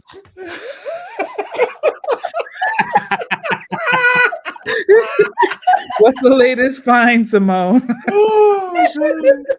That's my goal, is to get everyone into as much trouble as I get into Five Below. Oh my gosh, yeah. Every T-shirt Tuesday is you getting in trouble. But what if I want more trouble? I could give it to you. T-shirt Tuesday, just let me know what you want on Wednesday. Oh man. Yeah. I follow you on there. T-shirt I follow you on there, and it's definitely been some cool shirts. Thank you. T-shirt Tuesday. Oh gosh, I don't need more T-shirts, but I mean, It's hard to turn down a good T-shirt. So there's at least 3 of us here, 4 to have a collection of T-shirts, 5-ish, right? Who's got the most T-shirts? Teresa. Now, it depends if you're talking about fandom shirts or sports shirts. Yes. Yes. I think I might. I don't. Ooh. But so the question isn't how many. So the question isn't how many do you have. The question is at what number did you stop counting? Ooh. I haven't counted. Oh, I haven't counted either. Oh. See, I'm looking at my shelf now because all of my nerdy T-shirts I keep You just folded. have a shelf? Shelf? A shelf? Well, no. So it's one of those 4x4s from IKEA. Oh yeah. And each cubby hole is full of T-shirts. Mm-hmm. Okay. Yeah, I have more than that. I don't know how many For my fandom shirts. Yeah, I had to stop because it was before the pandemic. It was getting problematic because along with the subscription service called Loot Crate, I was getting a T-shirt a month from them. Yep. And then anytime I was out anywhere and saw something, it was, this is going in the collection. I don't care if I can afford it or not. It's going in the collection. And somewhere around 250, I stopped counting. You might actually have me. So yeah, I know it's somewhere around that number, but I stopped counting. But just let me go to Five Below a couple more times.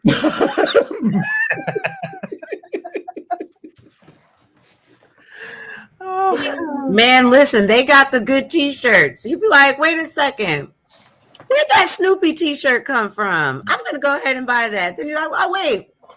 Matter of fact, that's a cute I gave thing. Ken Daisy one of my shirts. You did? Which one? Do I still have it? I don't know if you still have it, but I'm pretty sure it was the Wonder Woman T-shirt. Oh yeah, I still have that. Thanks, dude. You're welcome. You know Wonder Woman's my thing. So. I know. Yep. Mm-hmm. You're welcome.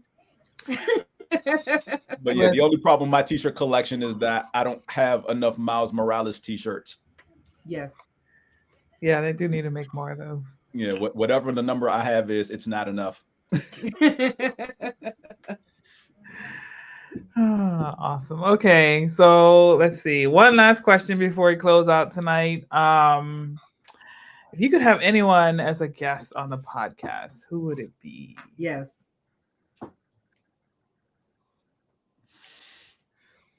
And it doesn't necessarily have to align to your show. Just like, whoever. Yeah. Anyone, period. I like anyone from the cast of either Black Panthers or the animated series. Ooh, I like it. Nice. I'm a huge Black Panther fan. So anybody would make me happy. Living or not living? Someone says Ruth Carter. I'm down for that too. Yes. Mhm. Sure. She's a great speaker.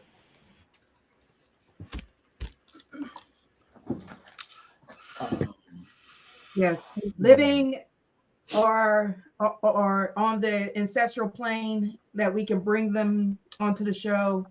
Dwayne Yes. McDuffie. Yes. Dwayne McDuffie. Yes. Mm. Absolutely him. I would love to have a conversation with him and get to pick his brain, not just over his run with DC, but just comics in general. Mm-hmm. He probably has stories for days, literally. Yes. Like background stories. Right. Yeah. Because there was one that I remember seeing a video. I think it was a video clip I saw of him of how he told the story of anytime there are either 2 or 3 Black characters in a comic book, people automatically assume it's now a Black book. 3. And okay, 3.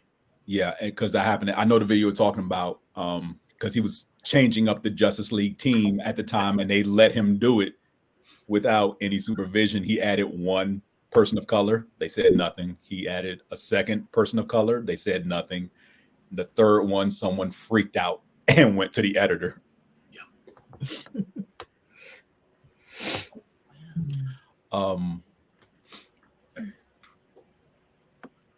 I have a few people that I would want to interview, and they're kind of literally just all over the place.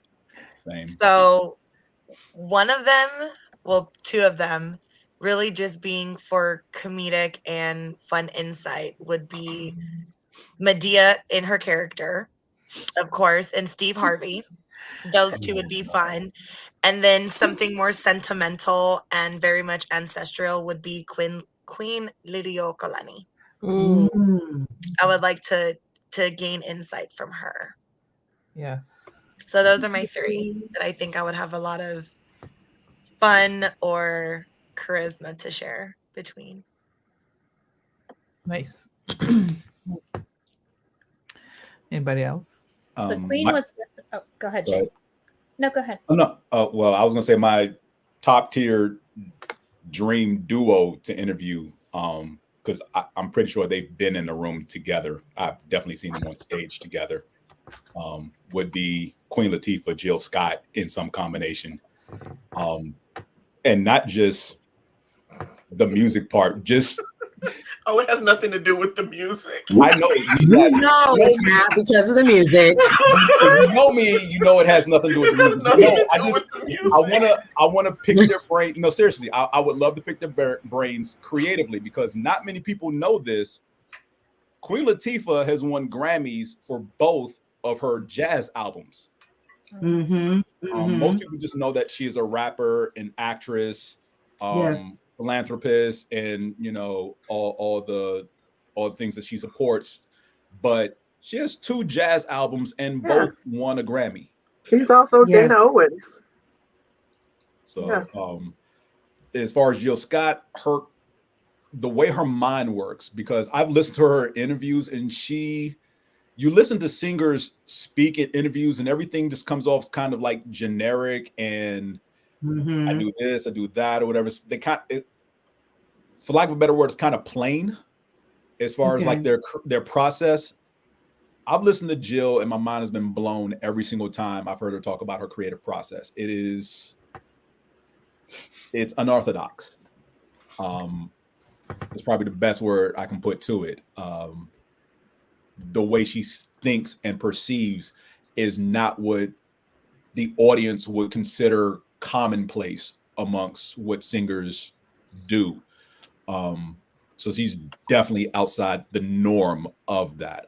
I've also seen her live and in person, and to say I was blown away is an understatement. But yeah, those are probably like my top tier 2. Yeah, that's all I got right now. Oh, and Keith David. I would love to, because Keith David, like Phil Lamar, has a acting career that is like, especially the voiceover work he's done, is pretty much a who's who of characters from childhood up into an adult. And for me, his breakout was voicing Spawn on the HBO series that was short-lived. And the things he's done since then, I believe he was in Princess and the Frog as the Voodoo Man villain in that movie. He's going to be taking over for Lance Reddick, who we lost a few months back, as Savala in Destiny 2, and some other characters. It's too many characters to list. Goliath and Gargoyles. Captain Anderson in Mass Effect. Yeah, so absolutely. Yes, I would love to see Jill Scott in a superhero movie of any capacity, because what she did on Black Lightning was insanely phenomenal. A show that just didn't get the love it deserved. I agree. And I don't mean from the audience, I mean from the people behind the camera. They did not love that show the way they loved on Green Arrow, The Flash, Legends, so forth and so on. That was the bald-headed stepchild of that universe. Well, I mean, there were more than 3 black characters.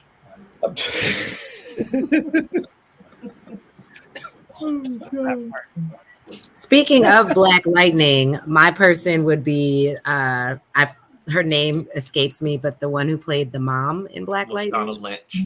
Thank you. Because I think it was 2019 of Dragon Con. Yes.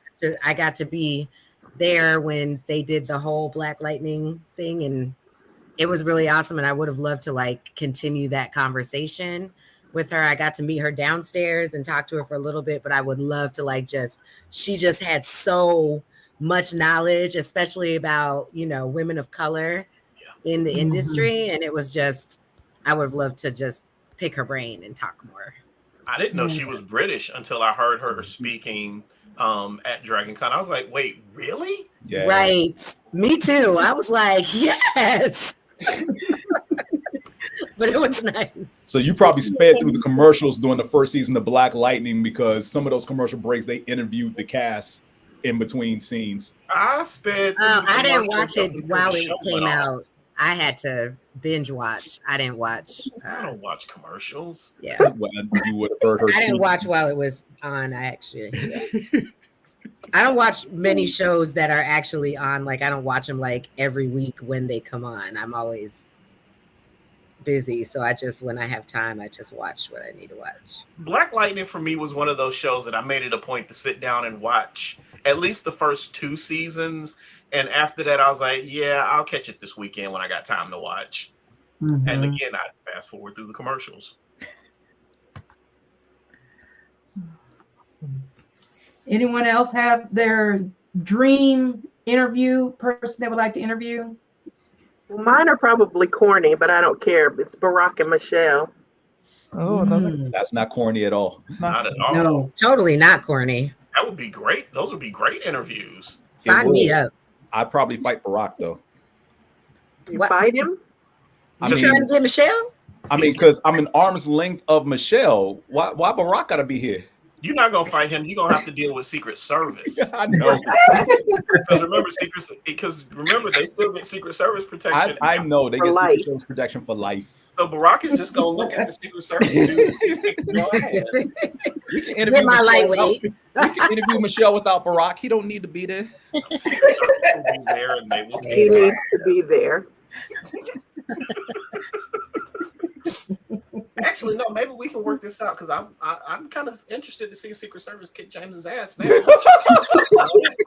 It could be a great episode. It could be some great ratings. The clips we could get from that episode.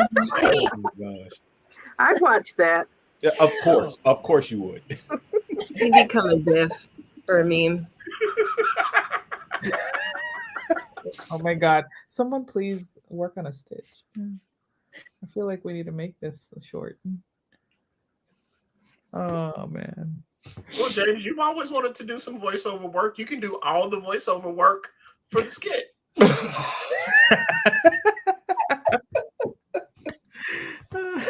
Nah, you just want to see me get my butt beat. Here, James, in the background. You see that dude that's laying on the ground with the Secret Service agent on top of him? That's me. I bet you're wondering how I got How here. we got here. Oh gosh. I think who are you gonna mention?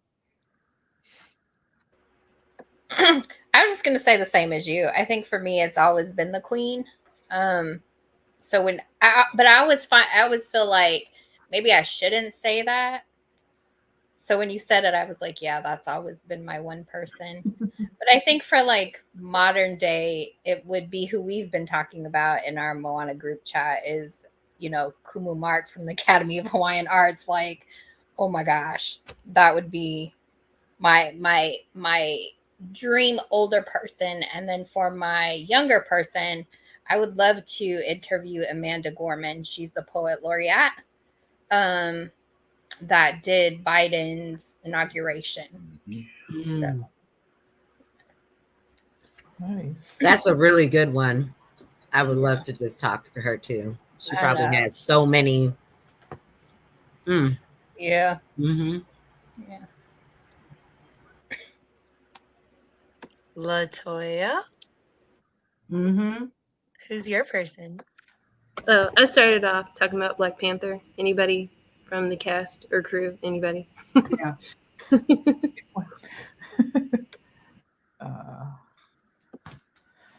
Moana. Oh, so many. Yeah. Me and Moana has an ongoing list of people. I know. I'm like, Lord, how long is that list now? Right. Yes. I don't know. I know people would say this is played out, but like, I would like to talk to The Rock and pick his brain from like a business perspective. Like the way he's diversified himself. Yeah, I mean, if you talk about charismatic, he can move any room. I just, shoot, I don't know. You know, if I could go, well, we said people who are not here anymore too. I would like to talk to the king, like the King Kamehameha, like one of our, the one who united the islands. He was there at the time, when the colonizers were coming in, and like it was at that pivotal time where Hawaiians were trying to, unite across the kingdom, but also like getting exposed to that Western piece and like what does that calculus look like? Because I mean there are pros and cons to everything, right? And like what was in his head, what was he thinking? And like how he viewed like because he was one that was obviously like pushing boundaries. And I feel like our community there are people who still need to do that in this day and time. So how do you kind of balance like evolving your community and pushing it forward, but still staying true to like the traditions and the core of like what makes your community special? I find myself kind of in that space a lot. And just trying to like, keep a good mindset around it and just essentially, like not listening to all of the voices that are out there, the keyboard warriors, especially now. Like everybody has an opinion. Just give them, like 2 seconds and they'll say something. But yeah, like more of the in-depth stuff. That's just how my brain works. I like to know like people's process and logic and, the things that they're weighing in their head as they're moving forward. Yeah. I think that's it. Did we get everybody? I think so. Mm-hmm. Sweet. Alrighty. Well, I think that's. I mean, I once again, like I'm grateful for all of you. Especially, it's good to hear the feedback, from you all because we don't get to like reflect and talk because we like so busy talking about our topic and like we said, there's never enough time to talk about the things that we love. Yeah. So I'm really grateful to all of you for coming on and continuing to be a part of the community. If there's other people that you guys think would be good additions, like feel free to raise those to me and Dana, and like we're always open to add new voices because we do like to keep it fresh. And even especially if there's like younger voices, maybe not like to the kids where you have to like worry with parents, but like maybe even like kind of like college age students, like as they're kind of like coming into adulthood. Like I think it'd be cool to kind of get that perspective of like, people who are kind of coming into their own, stepping out of like being supported by their parents and like navigating those challenges. I think if we could also help, I think some of those kids and, think about things of, because, when we were in our 20s, we do some stupid shit, but like how that could like, play out in the long run, like maybe some mistakes that we wish we never would have done, or, like maybe a misstep that could send somebody down a wrong path and, trying to head that off sooner. I think it'd be good to address that age group. Let's see. And I know Nisha had a great one that fast 30-second answers of ending the show with what's one thing that each of you take away from the Moana Nui podcast? I can start that one. For me, it's connectivity, kind of like Teresa said. Growing up, grew up in a home where Hawaiian culture was not really discussed. or was kind of pushed away or brushed under the rug. So this allows me to get in touch with other parts of myself. So it's a self-discovery journey, and I appreciate the opportunity. Awesome. Pahi? Sure. For me, it was the camaraderie I still had, even though I went silent for like 2 months, you know, and it was just like, still when it came back, it was just, it was still there, you know? So what's the term? Camaraderie, yes, but there was more like a, just kind of like it fit, you know, it was Good try. the season. Yeah. Like it was. So yeah, for me, I think it's just having an outlet sometimes and knowing that if I walk away, you know, there's people don't feel some type of way. So that's what I learned, is that there's always community, whether I'm here or not. Love it. Candace?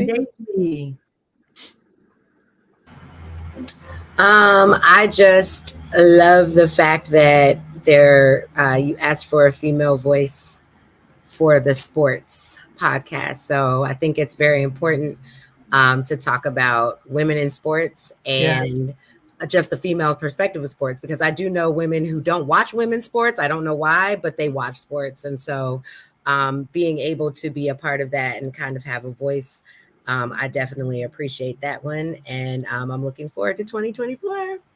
Woo. And by the way, there's these Cheez-Its that are bacon, and they're so good. So that's what I've been chopping on this whole time. Sorry. Kroger has them. They're on sale. Okay, thank you, ma'am. I was going to ask you where you got those from.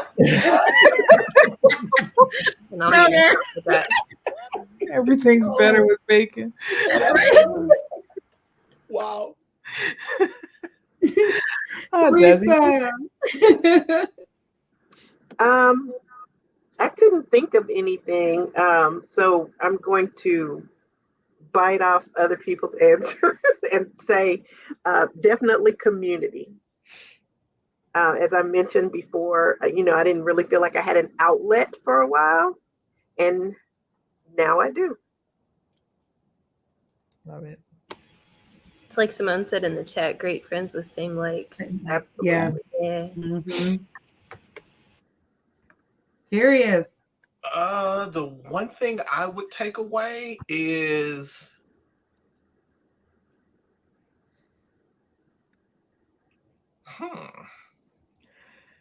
being able to have all these random discussions with different people, and the topics will usually circle back around to whatever the original topic was.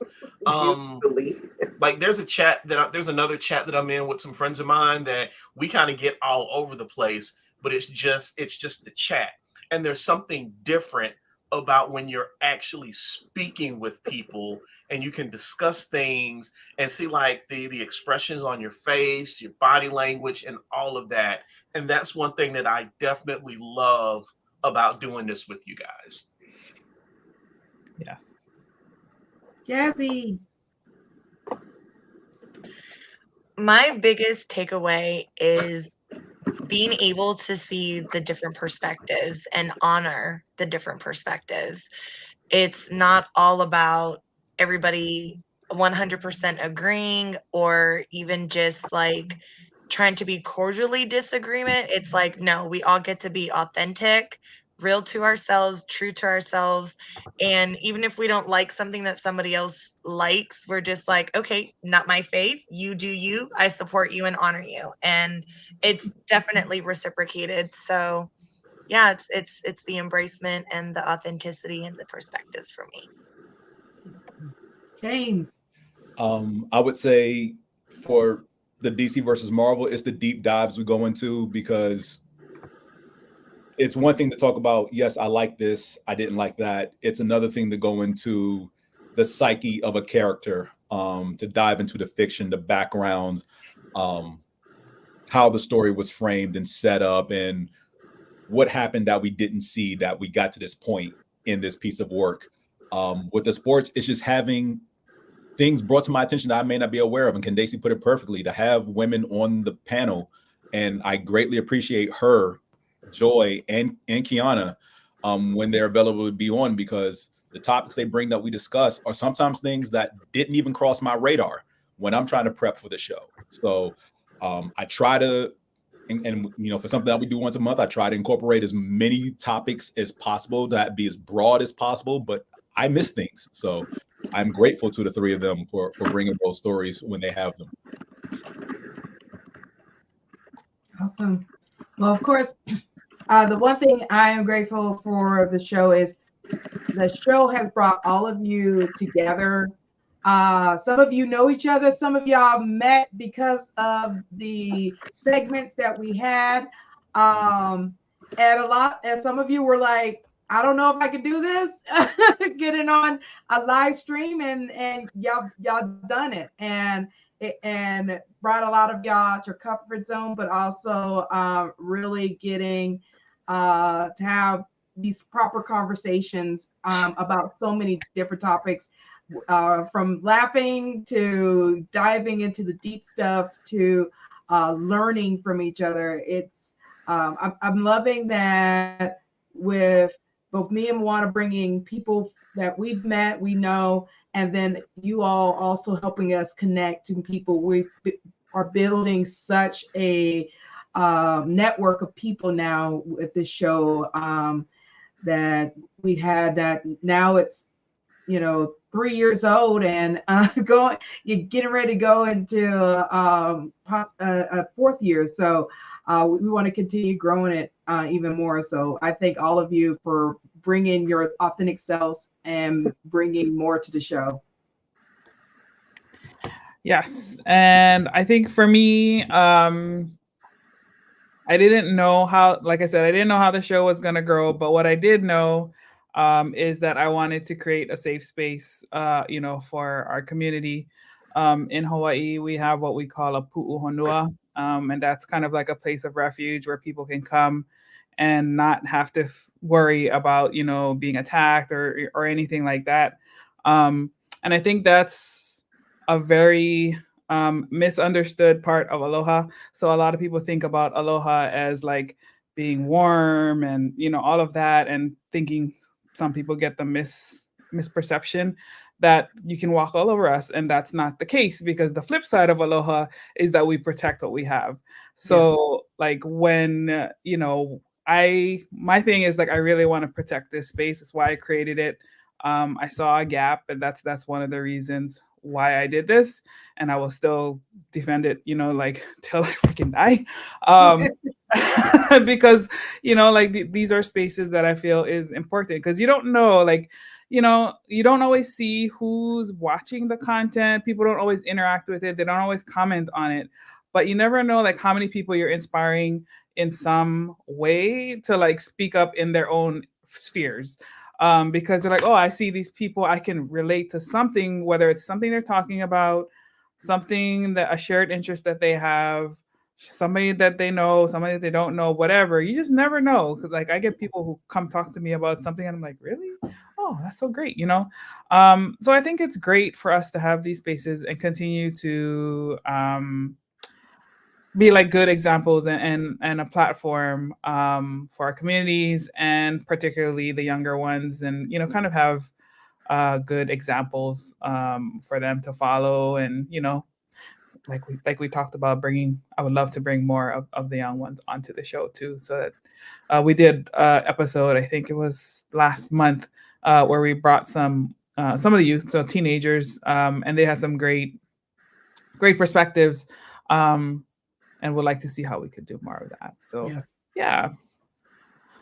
I'd like to say mission accomplished. Thank you. Yay.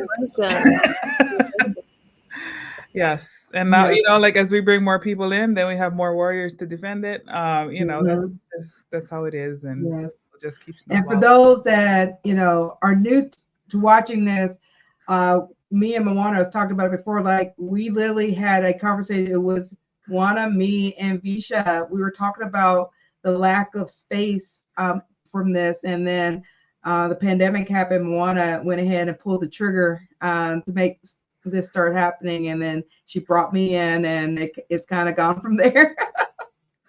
For sure. But yeah, one last thing. I just wanted to thank Papa Ololokahi, who is our sponsor. That's one of the great things that happened this year. They came in, they provided us sponsorship. So that was like one less thing that we had to worry about. Some people don't understand that like running a podcast is a lot of work. There's a lot of expenses and things that go into it. And then obviously, like, I want to grow it to the point where we can pay people to be on the show. So, and have people be compensated, whether it's, swag, whatever. So continuing to have that, hopefully we can continue to get that year after year. So mahalo to Papa Ololokahi and Sherry Daniels, who saw us creating this pu'uhonua for our communities and our allies in other Indigenous communities. So thank you guys so much, and appreciate your time.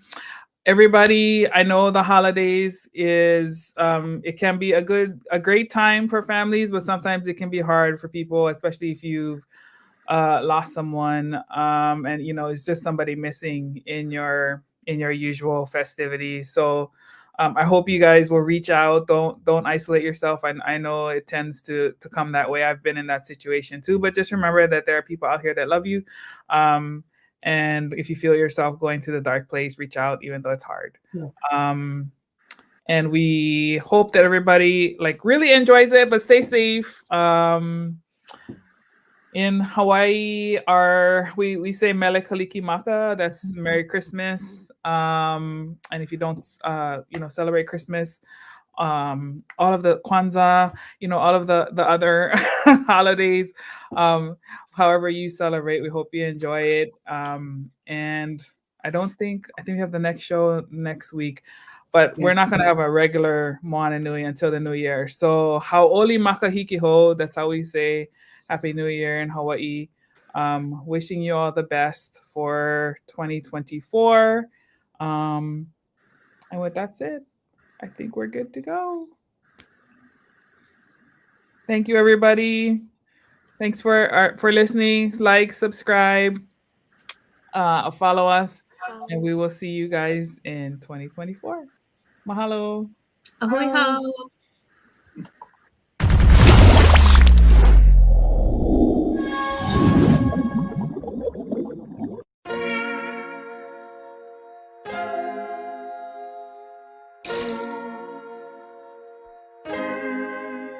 So many stories left to tell, even if we have to ourselves. Can't keep history on the shelf. If they won't tell it, we will. If this the land of the free, it was a freedom then, when they annexed Hawaii and called it Cedar Lands, without any type of payment and no signing off. Called themselves the Republic in 1894.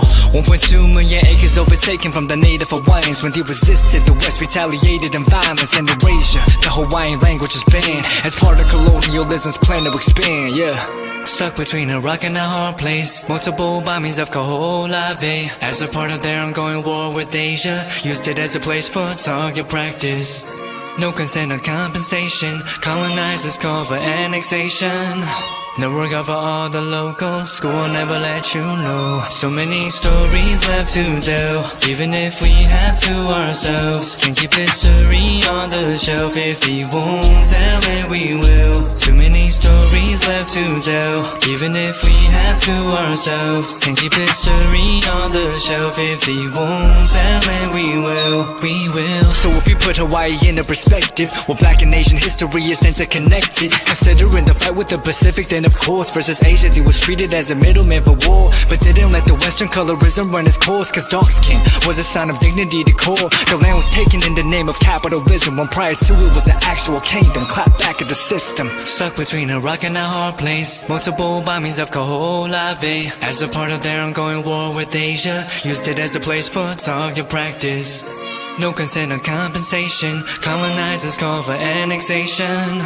Never work out for all the locals, school will never let you know. So many stories left to tell, even if we have to ourselves. Can keep history on the shelf, if we won't tell it we will. Too many stories left to tell, even if we have to ourselves. Can keep history on the shelf, if we won't tell it we will. So many stories left to tell, even if we have to ourselves. Can keep history on the shelf, if we won't tell it we will. Too many stories left to tell, even if we have to ourselves. Can keep history on the shelf, if we won't tell it we will. We will.